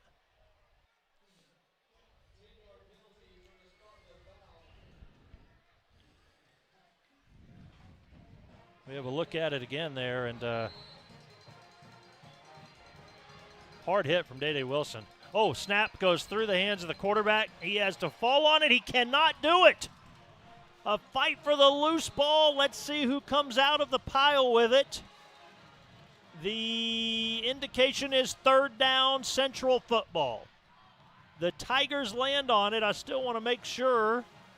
And yes, it is indeed the running back, I believe, down there, Stewart, on the football. But they lose a lot of yards on the bad snap. It's third and long. Central really struggling on trying to pass and trying to run the ball. Third down and 21. How many times have we said something like that tonight, Jordan? Plenty of times. Plenty of times. Little play action for Kennedy under some pressure. Throws low, incomplete. And watch out here. Gaston was hit. He wisely walks away from Bryant Davis. Good pressure in the backfield again. It's 4th and 21. A punt coming for Central. No flags on that play. That's great. We've only gone about 3 or 4 plays in a row without a penalty. Been a few of those tonight, 17 in fact. Maybe this is the opportunity for Bryant to find 6 on the punt return. Boone and Tucker. They're waiting near midfield. Oh my goodness. I believe we got delay of game maybe against Central. Yep. Delay of game against Central. Too many flags going on today. Make it penalty 18. Never thought that's something I'd be counting tonight. 4th down and 26. Bryant returners inside the 50 now. And Page standing at his 5. About the 6. Snaps back to him, has to back up a yard on it. High punt, not much distance. And it will bounce out of bounds, shy of the 40-yard line, out at the 39. So, Jordan, that punt did not even make a first down. They needed more than that to get to a first down. Once again, great field position for the Hornets.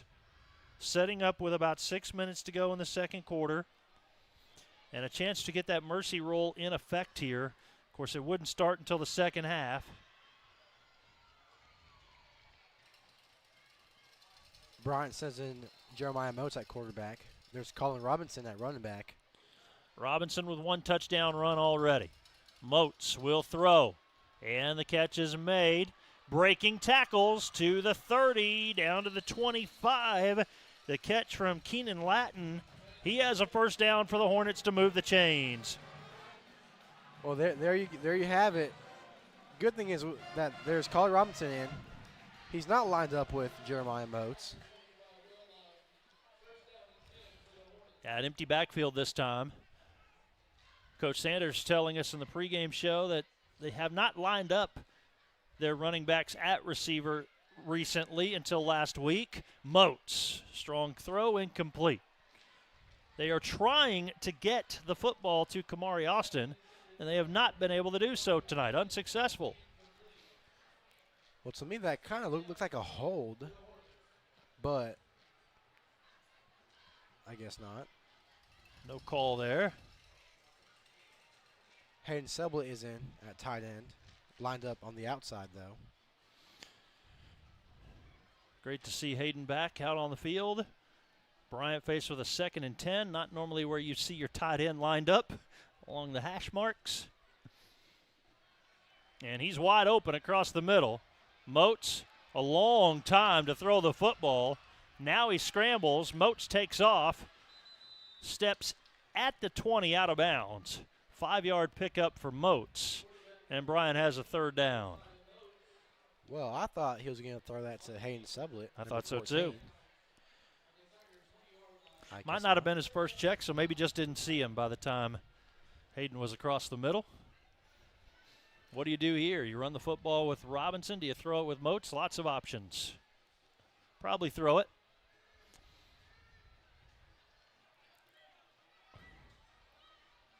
Moats looking, going for that fade route. Austin, can he go get the football? Yes! Yes! He held on to it. Kamari Austin held on to it. Inside the 5-yard line, down to the 4. It's a 16-yard catch. Great catch by the App State commit, Kamari Austin. He makes plays every game.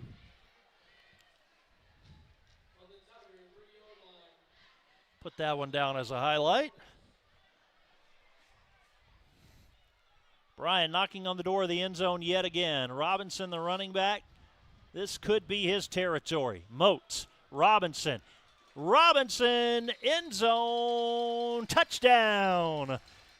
Another touchdown for the Hornets. They lead 36-0.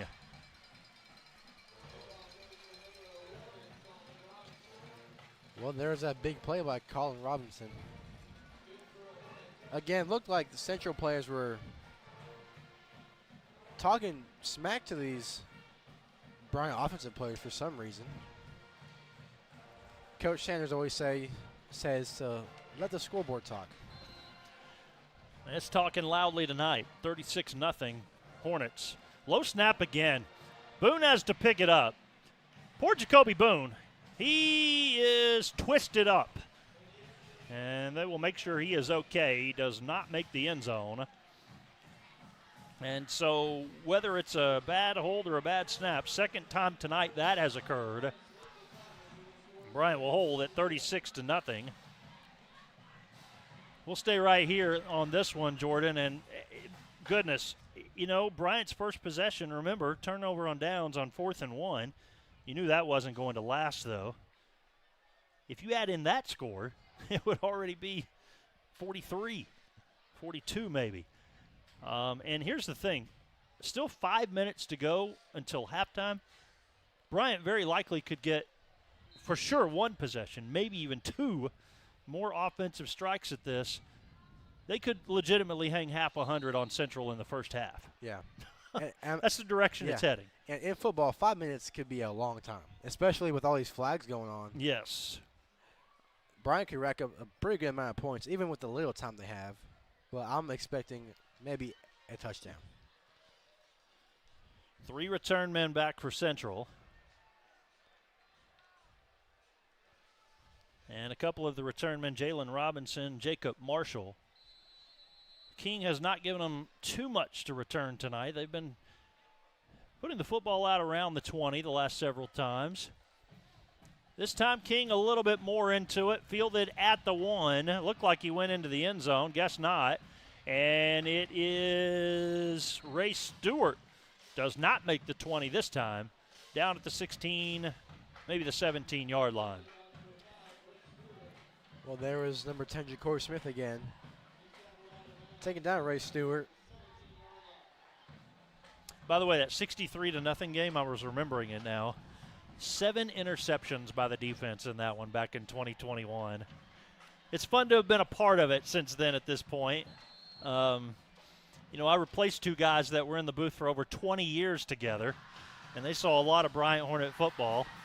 I don't know if I'll be around for that long, but it sure is fun to have the history the last several years and to see Bryant's dominance. 1st and 10 from the 17. Not much on the ground there. Who got the tackle that time? That was Kavion Smith. All right, Smith again.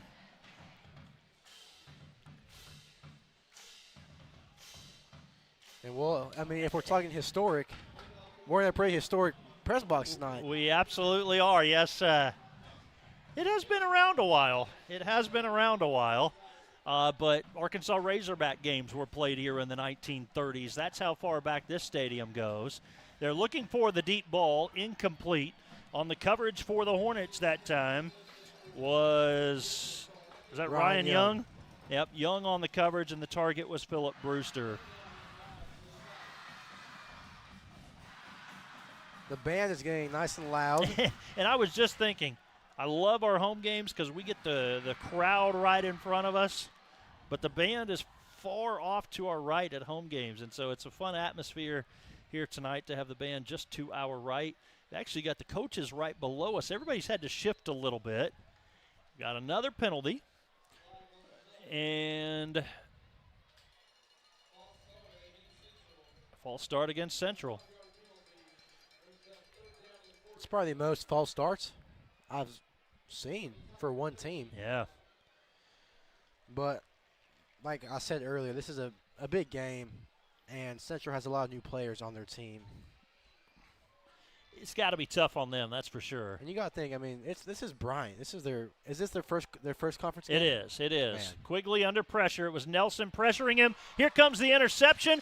Could it be 6 to the 15 to the 10? Oh, he dropped the football. He has to pick it up. Bryant ends up on the football in the end zone, and it is a touchdown for the Hornets. It was picked up by Ryan Young, I believe, and then the fumble recovery. Did you see it? Was it Smith? Day. It was Day. Day Wilson. See if we can look at this one more time. Well, I was just talking about interceptions. Caden, what do you think? Was he in when he fumbled it? He was not in when he fumbled it, but Bryant recovered it for the 6. Good look at it, guys. Wow. That could have been pretty bad.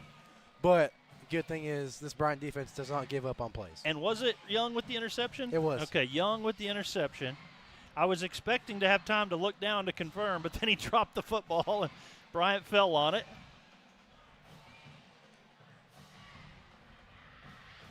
And it was Day Wilson who gets the 6. Wow. Well, Grayson King's been busy tonight. So is Jacoby Boone. And King puts a leg into this one. It's good. Right up against the new indoor facility of Little Rock Central, part of their renovations where we weren't able to play here 2 years ago. We'll take a break. It's 43-0, all Bryant. We're back in a moment. You're watching Bryant Hornet football.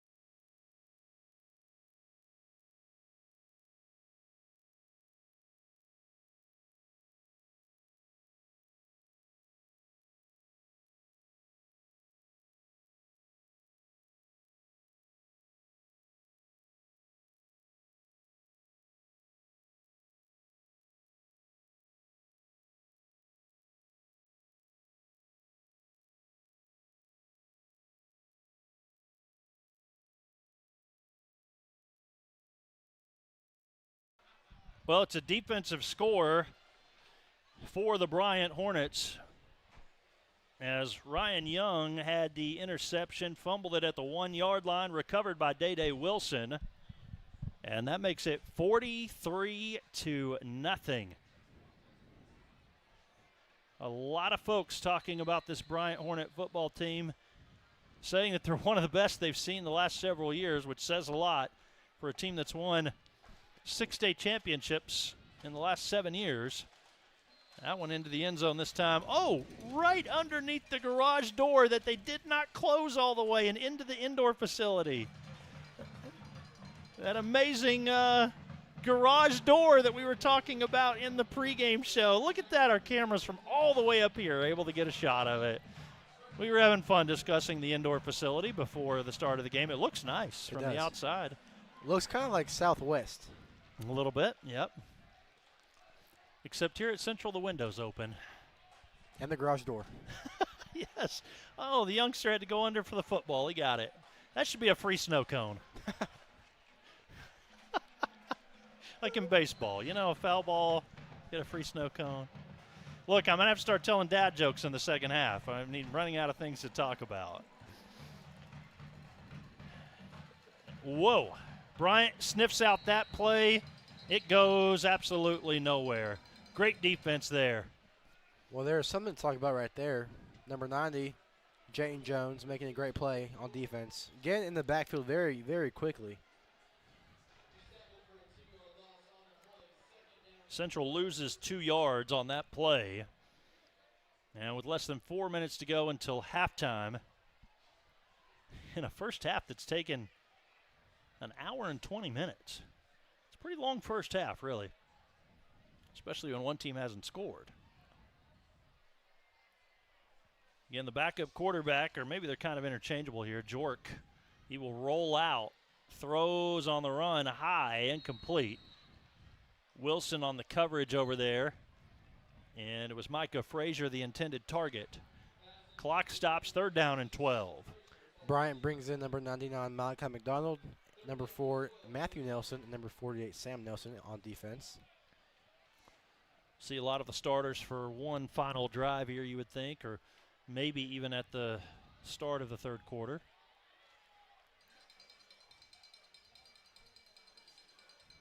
So remember, Central had the football first. Bryant will have the football to start the 3rd quarter. A stop here, they'll have the football back. Might be able to do that double dip with a touchdown before the half and at the start of the second half. We've got a penalty flag. Quarterback on the run out to the 23-yard line. We've got a hold coming. Well, I could see that hold from a mile away. Would you like to guess the number of penalties? What number that was right there? Maddie says 14. I think that was... What was that, Caden? 15? 151? 16? What do you think, Jordan? I'll say 17. Andrew?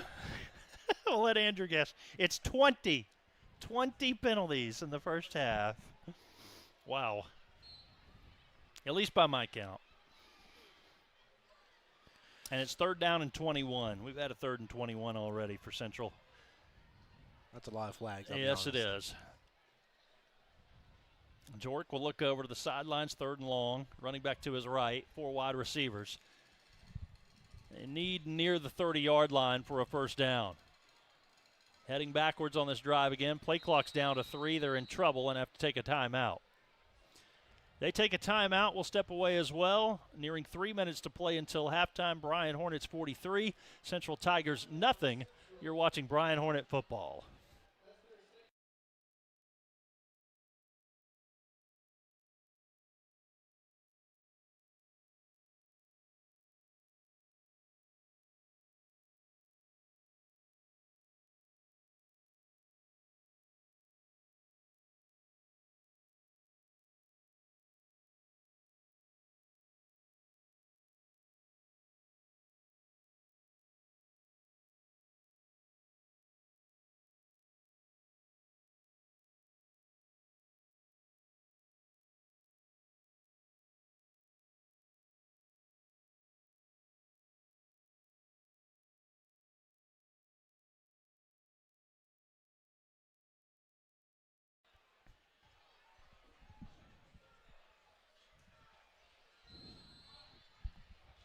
A timeout from Central. They had the play clock running down on 3rd and long.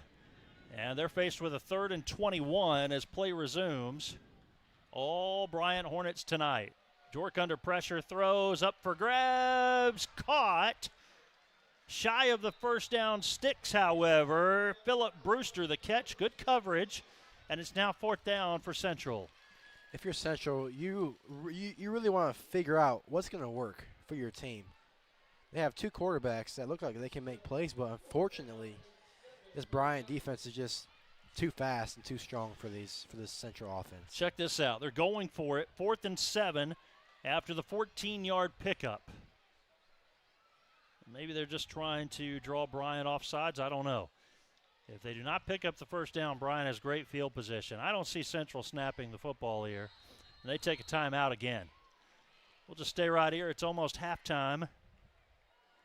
And Central taking that timeout, just seeing if maybe Bryant would jump. But the thing here is, even if Bryant did jump, still would have been 4th down at 4th and 7.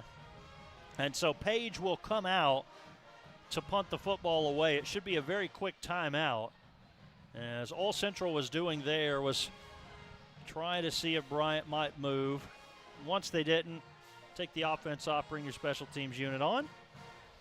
Bryant has Tucker and Boone standing at the 50-yard line. A familiar sight here in this one, as they have been near midfield on almost every punt return, if not inside the 50.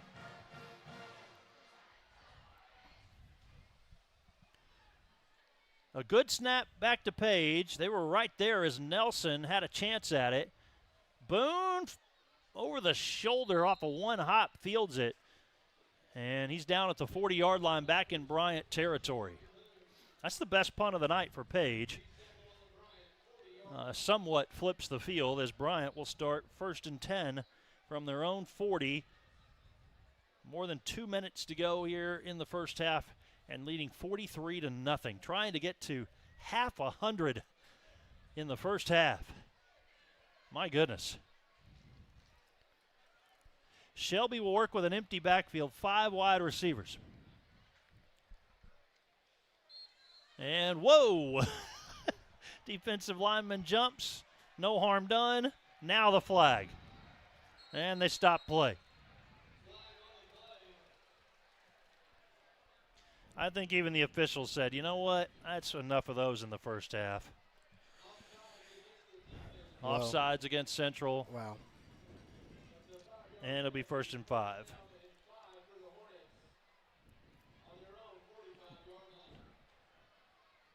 You know, the NFL, if he jumps back like that, you go ahead and probably let the play happen. But all right, now to Shelby.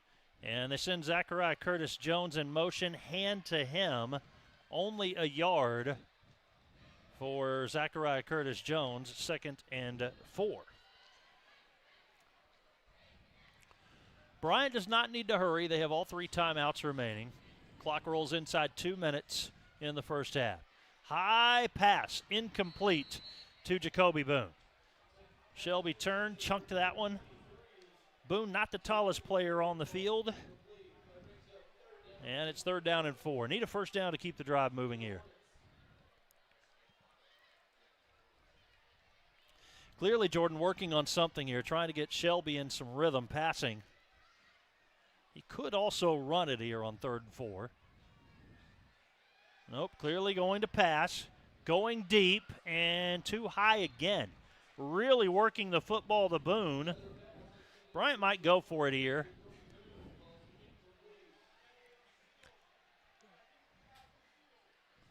There's really no reason to try to punt the football. Your defense has stopped Central all night long. Robinson's in the game. They line him up at receiver. 4th down and 4 for the Hornets. Well, they converted on 4th down for their first touchdown. And they're going to let the clock run. Was it not an incomplete pass? I guess they're going to go ahead and run the clock right now. And they get it to Robinson, a flag in the backfield. Robinson's out of bounds with a first down, but hold on, it's coming back. What is that, like 23 flags? 24. It's a lot. Wasn't the ball was incomplete to Boone, It was. and the clock kept rolling, right? Okay, yeah. I think the home side either just missed it or thought, well, it's right before the first half here. Oh, were you asking on the penalties? Yeah, What was your guess? 24. Only 22. 22. Only 22, Jordan. Seems like about 100. Yeah. All right, so it is still 4th down. Shelby with time. He has Tucker. Tucker finds it. Tucker all the way to the end zone. It's Caleb Tucker from Kyler Shelby. It's a big play, and it's 49-0. Yeah, one thing Kyler does so well is making those deep passes. We saw it in the Salt Bowl. He's able to make those deep passes, and he's very accurate with them as well.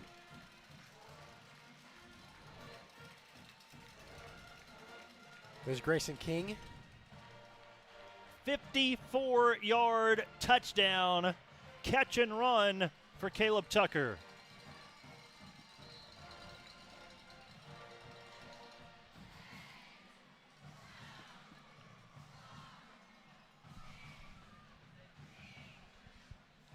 Unbelievable night for the Hornets. King's extra point is good, and they've hung half 100 on Central in the first half. Well, there it is. 50-0. There it is. Half 100. Wow. It could be 100 by the end of the night. We will have the clock running in the second half. What a performance by both the offense and the defense. And that's when you know you've got big playmakers. When on 4th and long, you can go ahead and line up and throw for a touchdown pass. Impressive from Bryant there. Yeah, and Bryant is known to really outwork their opponents just because of how much stamina they have and how much depth they have on their depth chart. They can depend on everybody that they send out. There were 2 penalties on that drive. It was a 4-play drive. It ends up being a Tucker 54-yard touchdown. And at 50-0, that's a sight to see on the scoreboard there.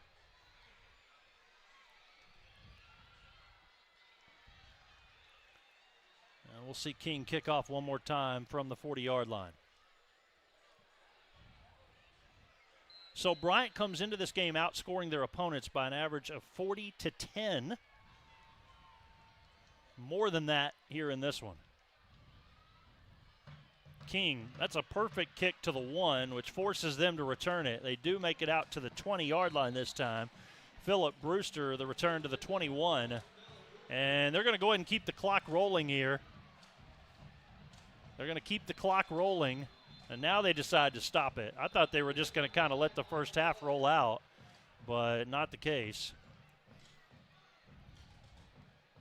Again, coming up at halftime, Maddie's got an interview for us with Riley Gaines, one of the students here at Bryant from the band. We'll give you scores from around 7A, and we'll also recap the first half and look back at some of the big highlights as well. That's all coming up. But we're still 44 seconds away from that happening. I must say, Central treated me well here tonight. They gave me prime parking. I got to pull inside the stadium to unload our equipment. You talk about the historic stadium here. You have to kind of go under the bleachers and around over by the concession stands and then up through the bleachers to get to the visiting press box. We had a penalty. Unsportsmanlike penalty there because the line of scrimmage was the 31. They add 15, and they're out to the 36-yard line. That's penalty number 23.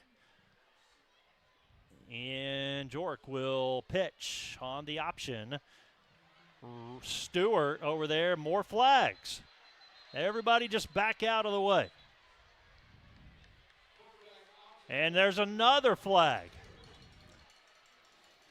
So you've got at least one of those against Bryant. Yeah. Maybe one against Central, and quite possibly 2 against the Hornets because there was another flag thrown right in front of a Bryant player as the huddle was breaking up. Goodness. If you're Bryant, I mean, you want to limit those unnecessary penalties. Yes. But unfortunately, Central doesn't really help out with that. Wow. Cannot get to halftime any sooner. Yeah, I Is it one or 2 penalties here? It could be 2. Quite the conference from the officials.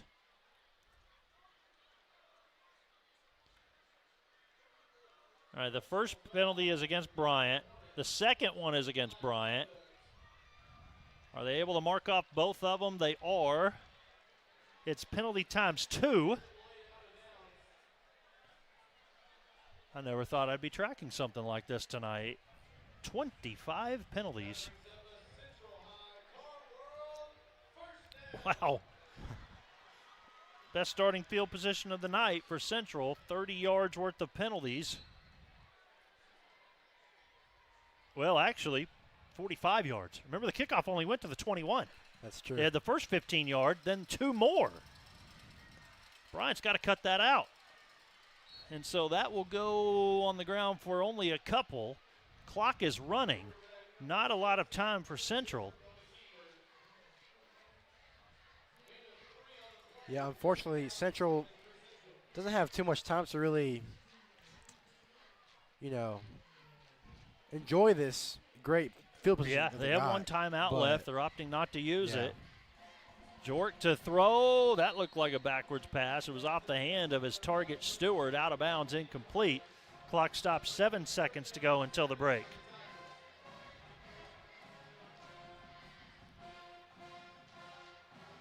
So perhaps one final play of this first half.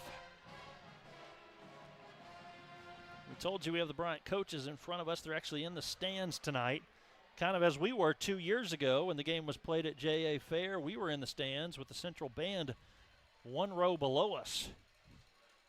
3rd and 7. Jork drops back, looking deep, throws. Wilson catches it out of bounds. Out of bounds. There's 1 second on the clock, and I'm surprised they didn't just roll it. But 1 second left, and it will be 4th down for Central after the incomplete pass. Well, let's see if they can do something with this 1 second they have. This is how I can tell you it has been a long second quarter, Jordan. As I keep my play-by-play, I'm down to play number 52 of the second quarter. That is the last number I have marked on my pages. I never make it to the second page into 52 in a high school game because of all the penalties and all the incomplete passes. That's interesting. 1 second left. And on 4th and 7, here comes the pressure. And that is almost intercepted. Ferguson had a shot at it. It falls harmlessly incomplete. It brings us to halftime, where our score is 50-0. Bryant. We'll take a quick break here and come back with our halftime show. 50-0 Bryant. We're back in a little bit. You're watching Bryant Hornet football. Proudly supporting local teams, it's Arkansas Copier Center, your Kyocera experts. For over 40 years, we've delivered Kyocera technology with unbeatable service. Need printers or copiers? Choose Arkansas Copier Center, whatever it takes.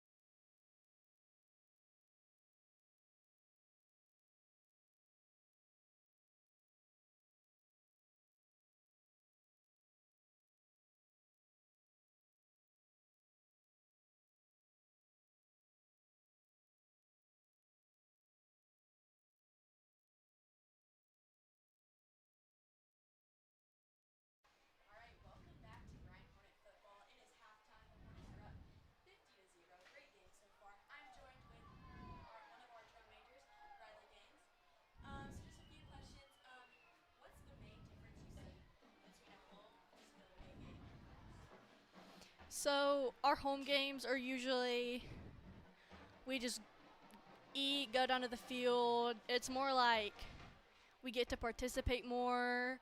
It feels more like our friends versus away games. Feels like we're already competing with the other band, even though we're always the bigger band.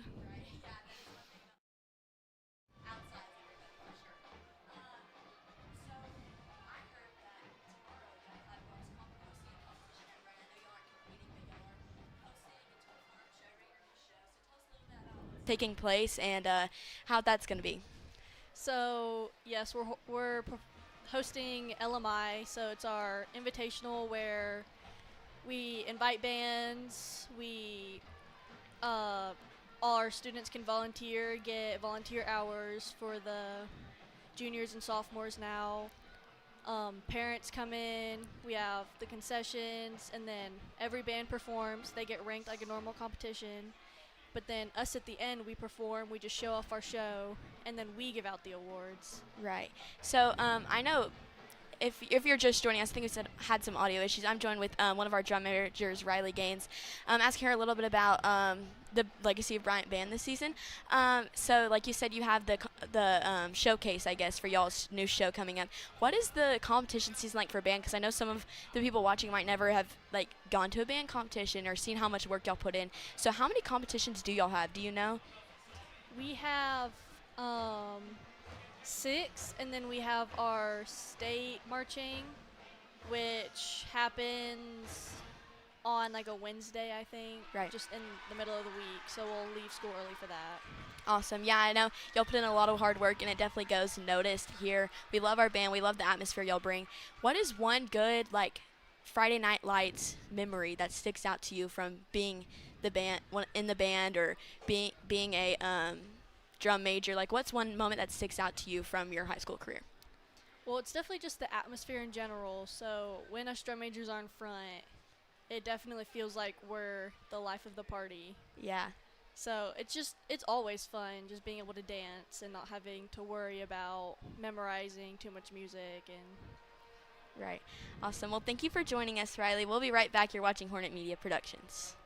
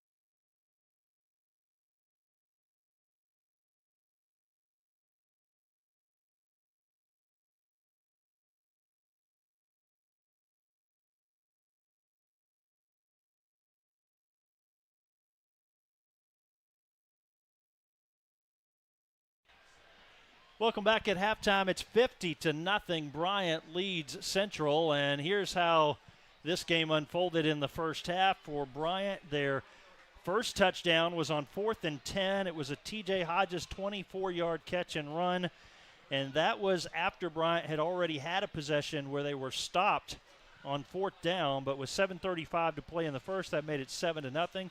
As we look through some of those highlights from the first half, defense and special teams get involved. Ja'Cory Smith blocked a punt, and T.J. Hodges scored on the very next play. Missed extra point, actually a bad snap, and that made it 13-0. Colin Robinson would get in on the action with 1:46 to go in the first quarter, a 35-yard touchdown run, a one-play drive. Matthew Nelson with a big sack after that to help give the football back to Bryant. And Zachariah Curtis-Jones found the end zone on the final play of the first quarter to make the score 27-0. Terrence Ellis with an interception for the defense. Grayson King had a 32-yard field goal. That made it 30-0. And then it would take Bryant a little while to score after that, but Kamari Austin, a big 16-yard catch, and then Colin Robinson, a 3-yard touchdown run, making it 36-0. Then with 4 minutes to go in the second half, an interception from Ryan Young, fumbled it at the 1. Wilson picked it up for 6. That made the score 43-0. And then it was Kyler Shelby connecting with Caleb Tucker for 54 yards. And that brought us to our halftime score of 50-0. And we turn it back over to Maddie Calhoun. She has scores from around the state of Arkansas. Yep, the 7A conference, some updates. Conway is beating Little Rock Southwest 44-7. Cabot is down to Little Rock Christian 28-10. Bentonville West is beating Fayetteville 31-7. Rogers is beating Fort Smith Northside 45-0. Springdale is beating Rogers Heritage 20-0. Bentonville is beating Springdale Harbor 17-7. And then a look at our Saline County rivals. The Benton Panthers are up against Jonesboro tonight. They're up right now 28-17. Okay, thanks, Maddie. And we will take a break. And when we come back, it's the second half. All Hornets tonight. They lead 50-0. You're watching Bryant Hornet football.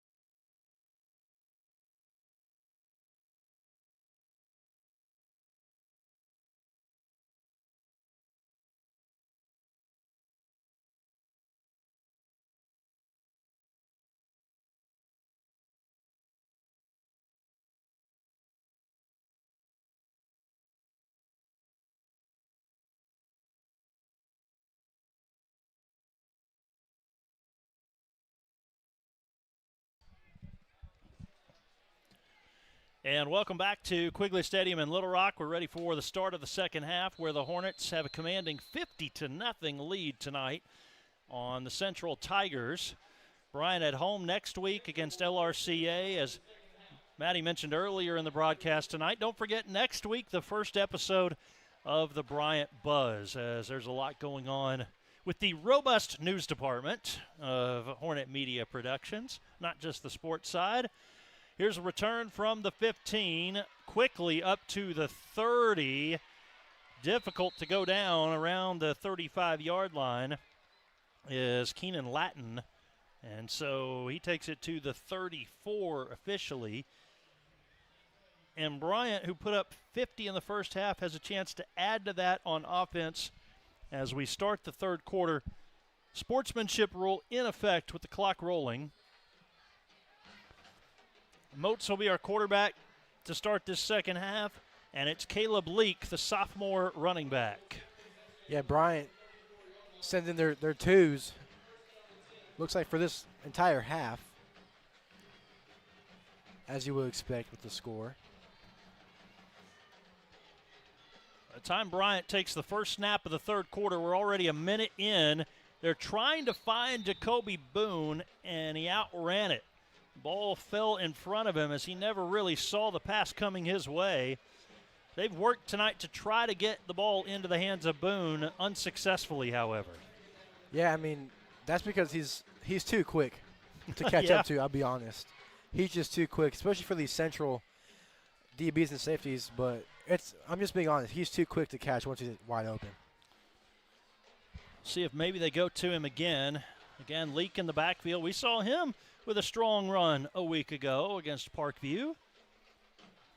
Late in the game. Now Moat steps up. He throws a little bit behind the intended target. Cameron Pickett Jr. with a flag down. Looks like it could be a hold against the offensive line, unfortunately. Right. Indeed, holding against Bryant. On that left side. Oh, they declined the penalty because of the incomplete pass. Okay. And so makes it third down. Trying to play the down game instead, hoping they can stop Bryant right here and force them to go 3 and out on the opening drive of the second half. Just about 2 minutes into the third quarter already. Moats will work with an empty backfield. And wide open receiver. Sublett with the catch. Barrels forward for the first down. Needed the full 10. Picked up 12. Hayden Sublett with the catch to move the chains for the Hornets. Well, it's nice to call out Hayden Sublett now. It is the second half, but he is a great playmaker. I mean, he's a pretty big guy. He's only a junior, so Bryant has him for only 1 more year. Dealing with an injury last week. Good to see him back at school and on the field and in our sports production class. Handoffs to Leak. Tackle at the 50-yard line, and quite frankly, an over-celebration there from Jalen Robinson. But he makes the tackle. It does go for 5 yards, and it's 2nd and 5. Yeah, and I mean, speaking of, like I said earlier, the scoreboard should talk. Snap back to Moats. Back to Leak again. Good block out in front by Sublett, and Leak picks up 5 yards right at the first down marker. They signal first down. All of that set up because of that block. Yeah, definitely. And that's one thing. If you want a good run, obviously by running back, you need good blocks by everybody. Now they'll send Sublett out on the left hash as a wide receiver. 1st and 10 Hornets. They have moved into central territory at the 44-yard line. Drive rolling along now after a couple of incomplete passes. And Moats play action throws. This time they find Boone, and he breaks away. Boone to the 30, the 20, the 15, 10, 5. Yes, sir, you better believe it. Touchdown, Jacoby Boone, 44 yards. Well, there's that speed I was talking about. Yeah, he's just too quick to catch up to once he's wide open. He's very dangerous once he gets open, that's for sure. You are exactly right. Keep going to him. Able to break away. Malachi McDonald rushes onto the field. We've got another extra point coming. It's Grayson King again. And King's extra point is good. Wow. 57-0. They're going to keep rolling the clock here, even during the exchange. And so by the time Central even has the football, Jordan, we're going to be close to 5 minutes left. Yeah. Wow. In the third quarter. What a great drive right there. Go to Boone, incomplete. Sublett gets a big catch that goes for 12. You get 2 running plays that pick up a first down. And then Jacoby Boone, 44 yards to the house. And it's 57-0. And we're close to going back home here tonight as the clock will run the entire second half. Unless there's a bunch of flags.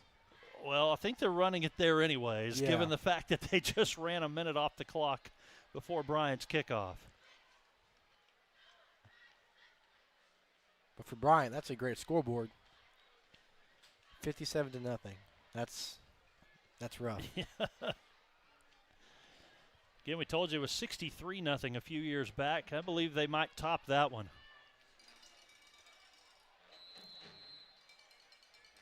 And this is one reason why that sportsmanship rule is in effect, because otherwise it would be 100-0. Keep in mind, a lot of backups were in the game there for Bryant. Return opportunity for Central, fielded at the 5-yard line up to the 10, 15. That's Brewster. Brewster to the 30. Still a pretty good stop by the Hornets.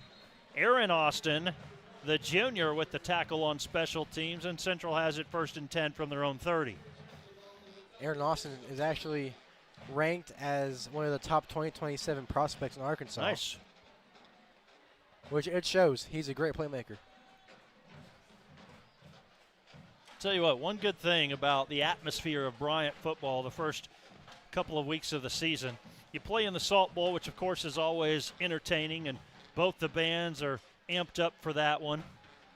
Then you play Parkview. Parkview brought an amazing band to Bryant, and the atmosphere was electric there. And you look across the way, and Central's losing 57-0, and their band is still going. There was a penalty against Bryant that puts the ball all the way at the 45-yard line.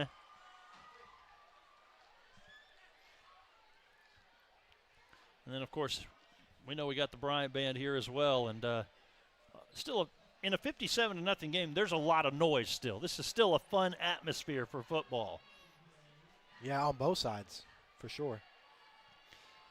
Deep throw. Whoa! Going up for that one. The Hornets come up with the interception. They come up with the takeaway right there. Malik Ship. Malik Ship comes up with the takeaway. That was a great, just play. That was a really, really high jump right there. That was crazy. That's a highlight, for sure. Yes, it is. With around 4 minutes to go in this third quarter. And a Jacoby Boone touchdown, a Malik Ship interception.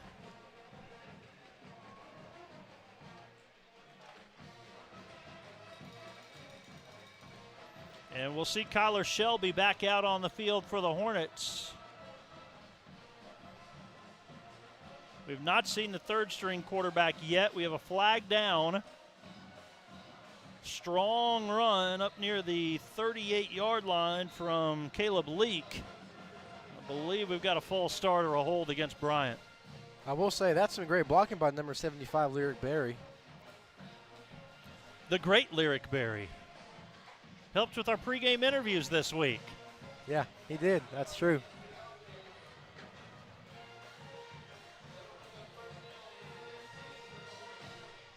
Well, so the penalty was against the Hornets.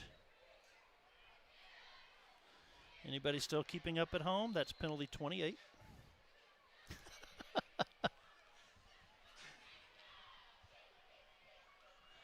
Penalty 28. Shelby. Oh, batted down. looking for Sublet across the middle.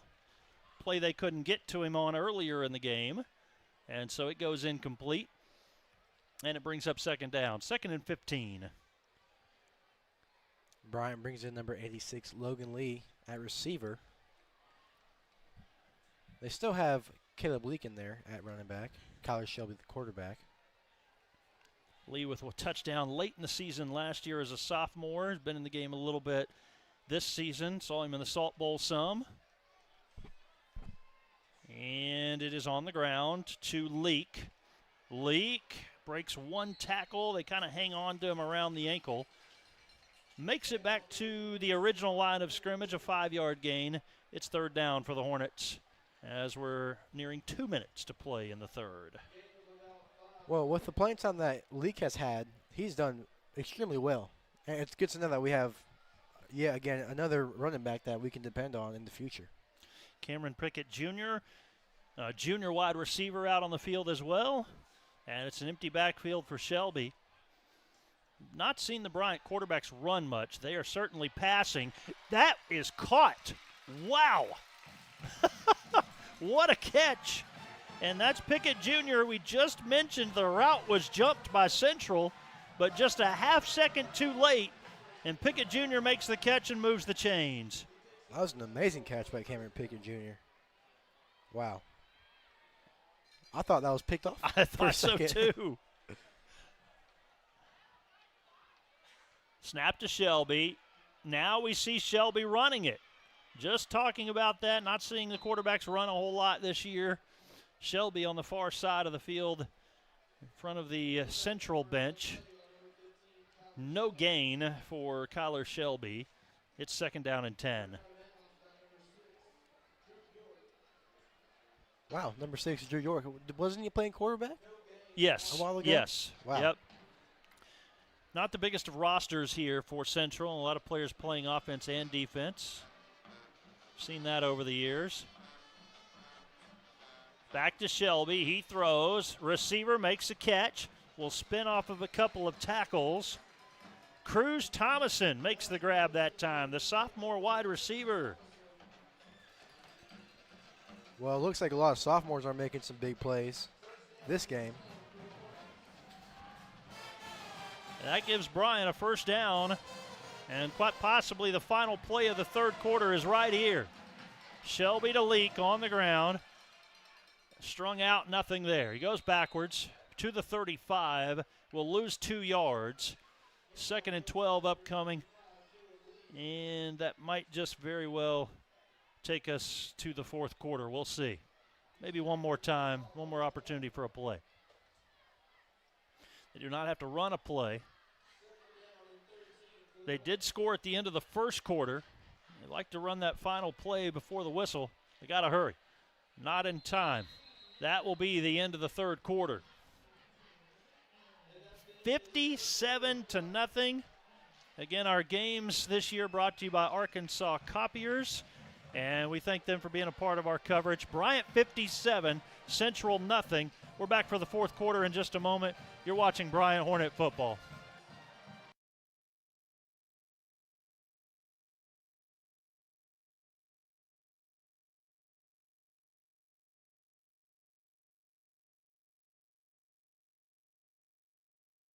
Proudly supporting local teams, it's Arkansas Copier Center, your Kyocera experts. For over 40 years, we've delivered Kyocera technology with unbeatable service. Need printers or copiers? Choose Arkansas Copier Center, whatever it takes.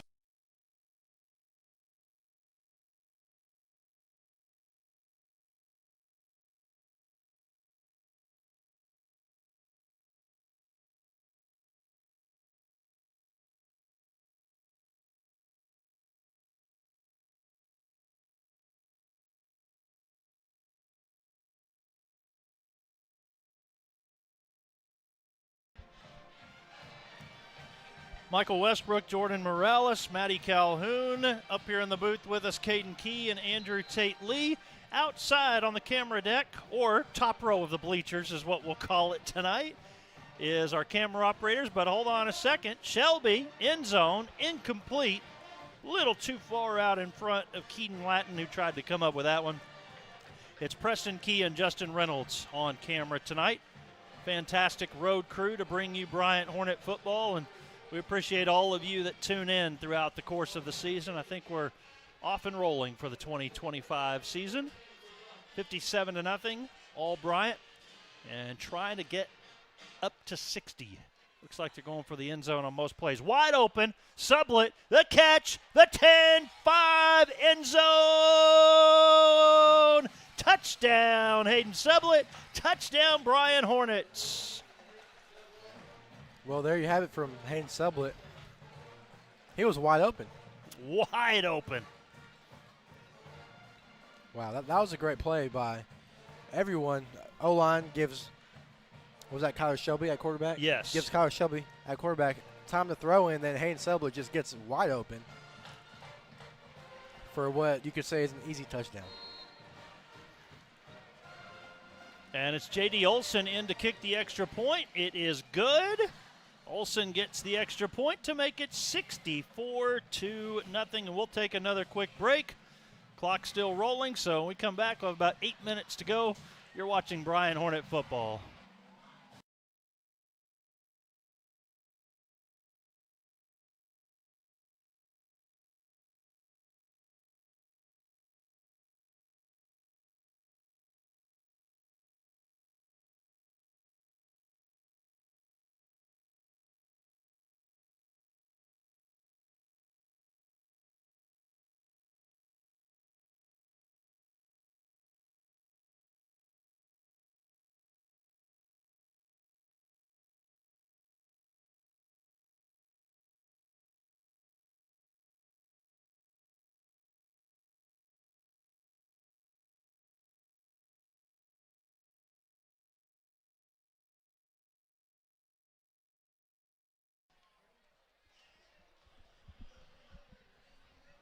Hayden Sublett with the touchdown catch, his first as a Bryant Hornet.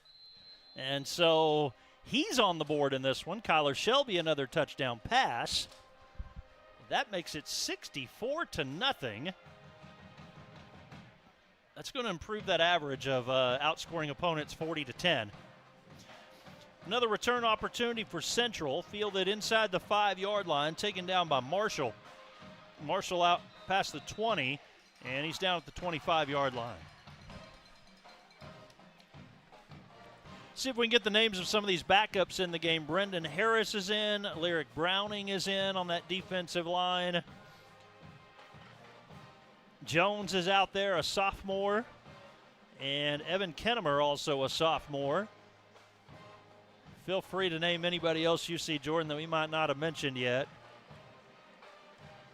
Yeah, we also have number 35, DJ Gooden. No, sorry, Keaton Smith. We have two number 35s for Bryant. Sophomore defensive back Jacoby Johnson is out there. Jack Sanders, a sophomore linebacker. So the sophomores, some of the backups getting some playing time now. Jork, the quarterback, handoff. Stewart. Good running room for Stewart. He is out near the 37. It's a first down for Stewart. And Bryant will have to work hard here with the backups in the game to preserve the shutout. We're down to 8 minutes remaining in the fourth quarter. Almost taken down by number 42, Jack Sanders. Almost wrapped up, but ultimately he's pushed out. First and 10 for Central from their 37. There's a penalty flag. Leave a false start against Central. That's exactly what it was. Brendan Hill, a sophomore, will come in on the defensive line as well, and he will replace Jones. It's always good to get your young linemen some experience, especially in these 7A games, conference games. Early in the season, a conference game, you're right.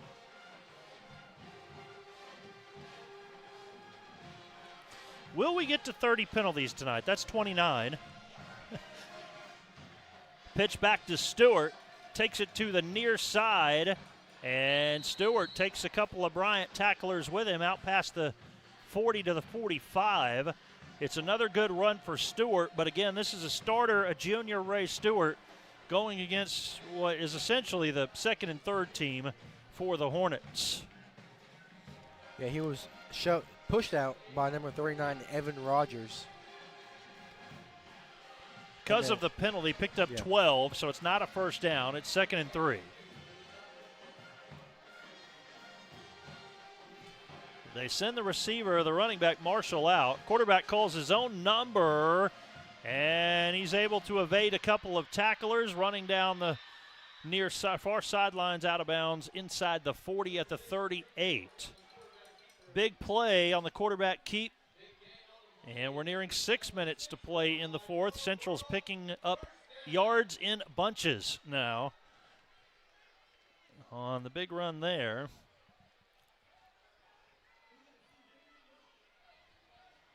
Bryant played 2 weeks ago and beat Parkview 49-6. We thought that was impressive, and right now they lead 64-0. Not a whole lot there, but can Bryant wrap up is the question. Not so much. And it's another good run. Watch out into the kicking net. They are all tangled up. I want to make sure everybody is okay. I think the Central player might be down for a moment. He is able to get back up once they clear the net. Yikes. Just a dangerous play down on the sidelines.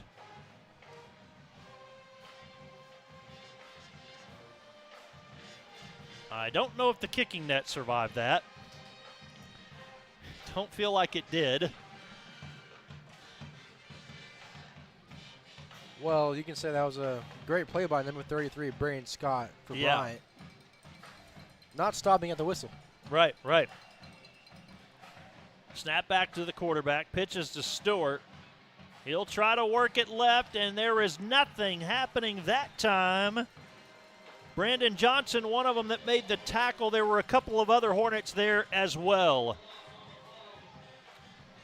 Yeah, number 28, Bryant. He's a big sophomore, especially for a linebacker. I mean, he's a big linebacker. He's also quick as well. He can fit into those gaps. Brandon Johnson of fifth period TV production fame, digital arts class. Jork to throw on the run, and it is caught, 25-yard line. Breaks a tackle, football pops free. Hornets fall on it. The Bryant Hornets have come up with the football, and so nonchalantly there, just walking to the sidelines, is Stephen Chipman. What a play. Well, he just kind of picked it up, handed it back over, and walked to the sidelines. No big deal. That's exactly what happened. Looks like Bryant's going to send out, their sophomore quarterback, number 16, Case King. So, go ahead. Yeah. So he's gotten some playing time. Did he play in the Salt Bowl as well? Yes, he sure did. Yep, the sophomore's out there. 2 running backs, 1 to each side. And the handoff on the ground. Some broken tackles out past the 25. Good run. Still going. All the way to the 27. That should be 10 for a first down. We'll see. Yep. They'll move the chains. Was that Leak? That was Leak. Caleb Leak on the carry.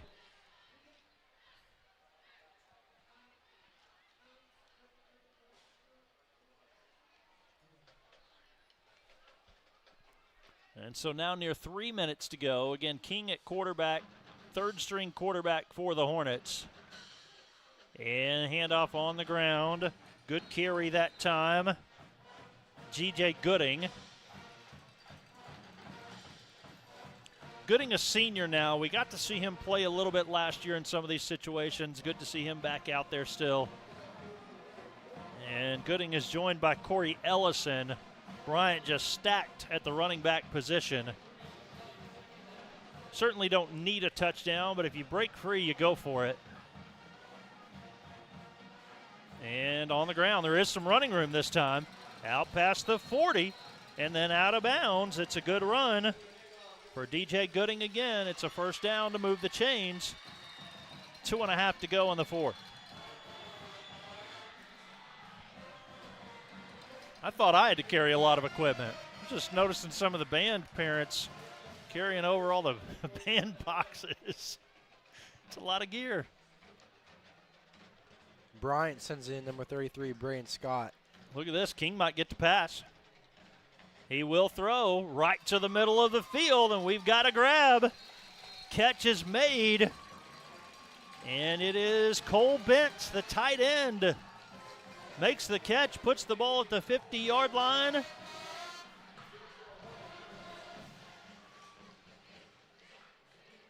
On the ground to King. And, excuse me, King handing it off. Not a whole lot there. I thought maybe perhaps one more sting left in these Hornets tonight. But as the clock winds down, I don't know. Still a good drive by these backups to get from the 17-yard line all the way to midfield. Yeah, I mean, it's always great to get your young guys in. On the ground again. Here we go. Some running room to the 40, looking for the sidelines. Out of bounds. Bryant sends in a whole sophomore offensive line group. Yep.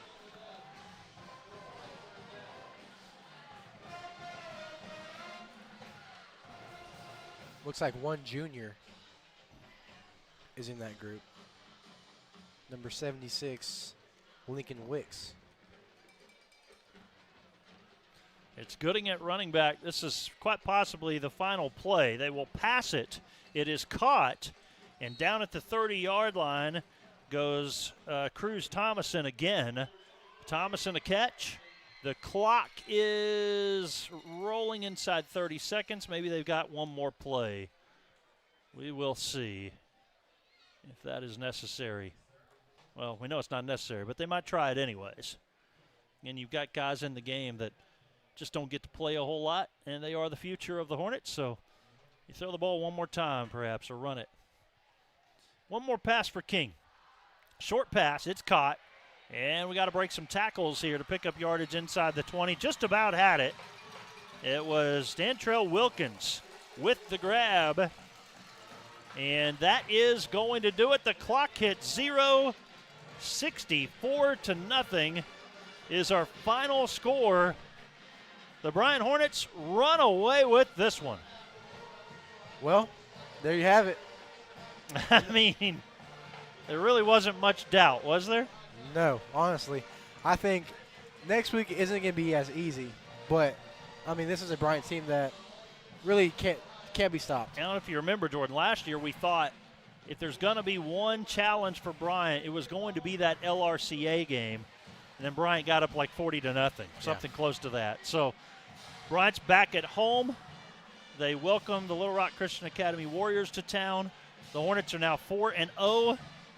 Do you have a play or player of the game? There was so much to consider in this one. We probably should have talked about it after the third quarter. Hodges had the game's first touchdown. We know Robinson had a couple. Maybe a defensive player tonight that you could think of who did a good job. What do you think? Anybody stand out for you? I'll say number 20, Jaquez Suggs. You know, he hasn't gotten much playing time, but the plays that he's been in, they've been big plays. Yeah. So I'll say that. I'm going to say that our play of the game, we're going to show it one more time, is the Kyler Shelby touchdown pass to Caleb Tucker. It made it 50-0. It was a 54-yard touchdown from Kyler Shelby to Caleb Tucker that gave him 50 points in the first half. The Hornets were able to add 2 more touchdowns in the second half for a final score of 64-0. But again, 50-0 on that 54-yard catch from Tucker, our big play of the game in this one. It's time to get out of here and enjoy the weekend, don't you think? I think so. All right. Well, great job tonight by our crew. Great job tonight by everybody on this Bryant side, and that is going to do it for us.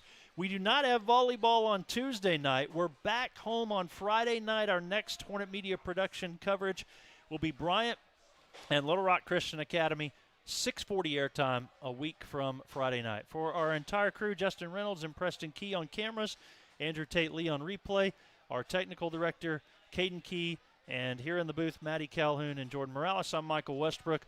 So long for now, and enjoy the rest of your weekend.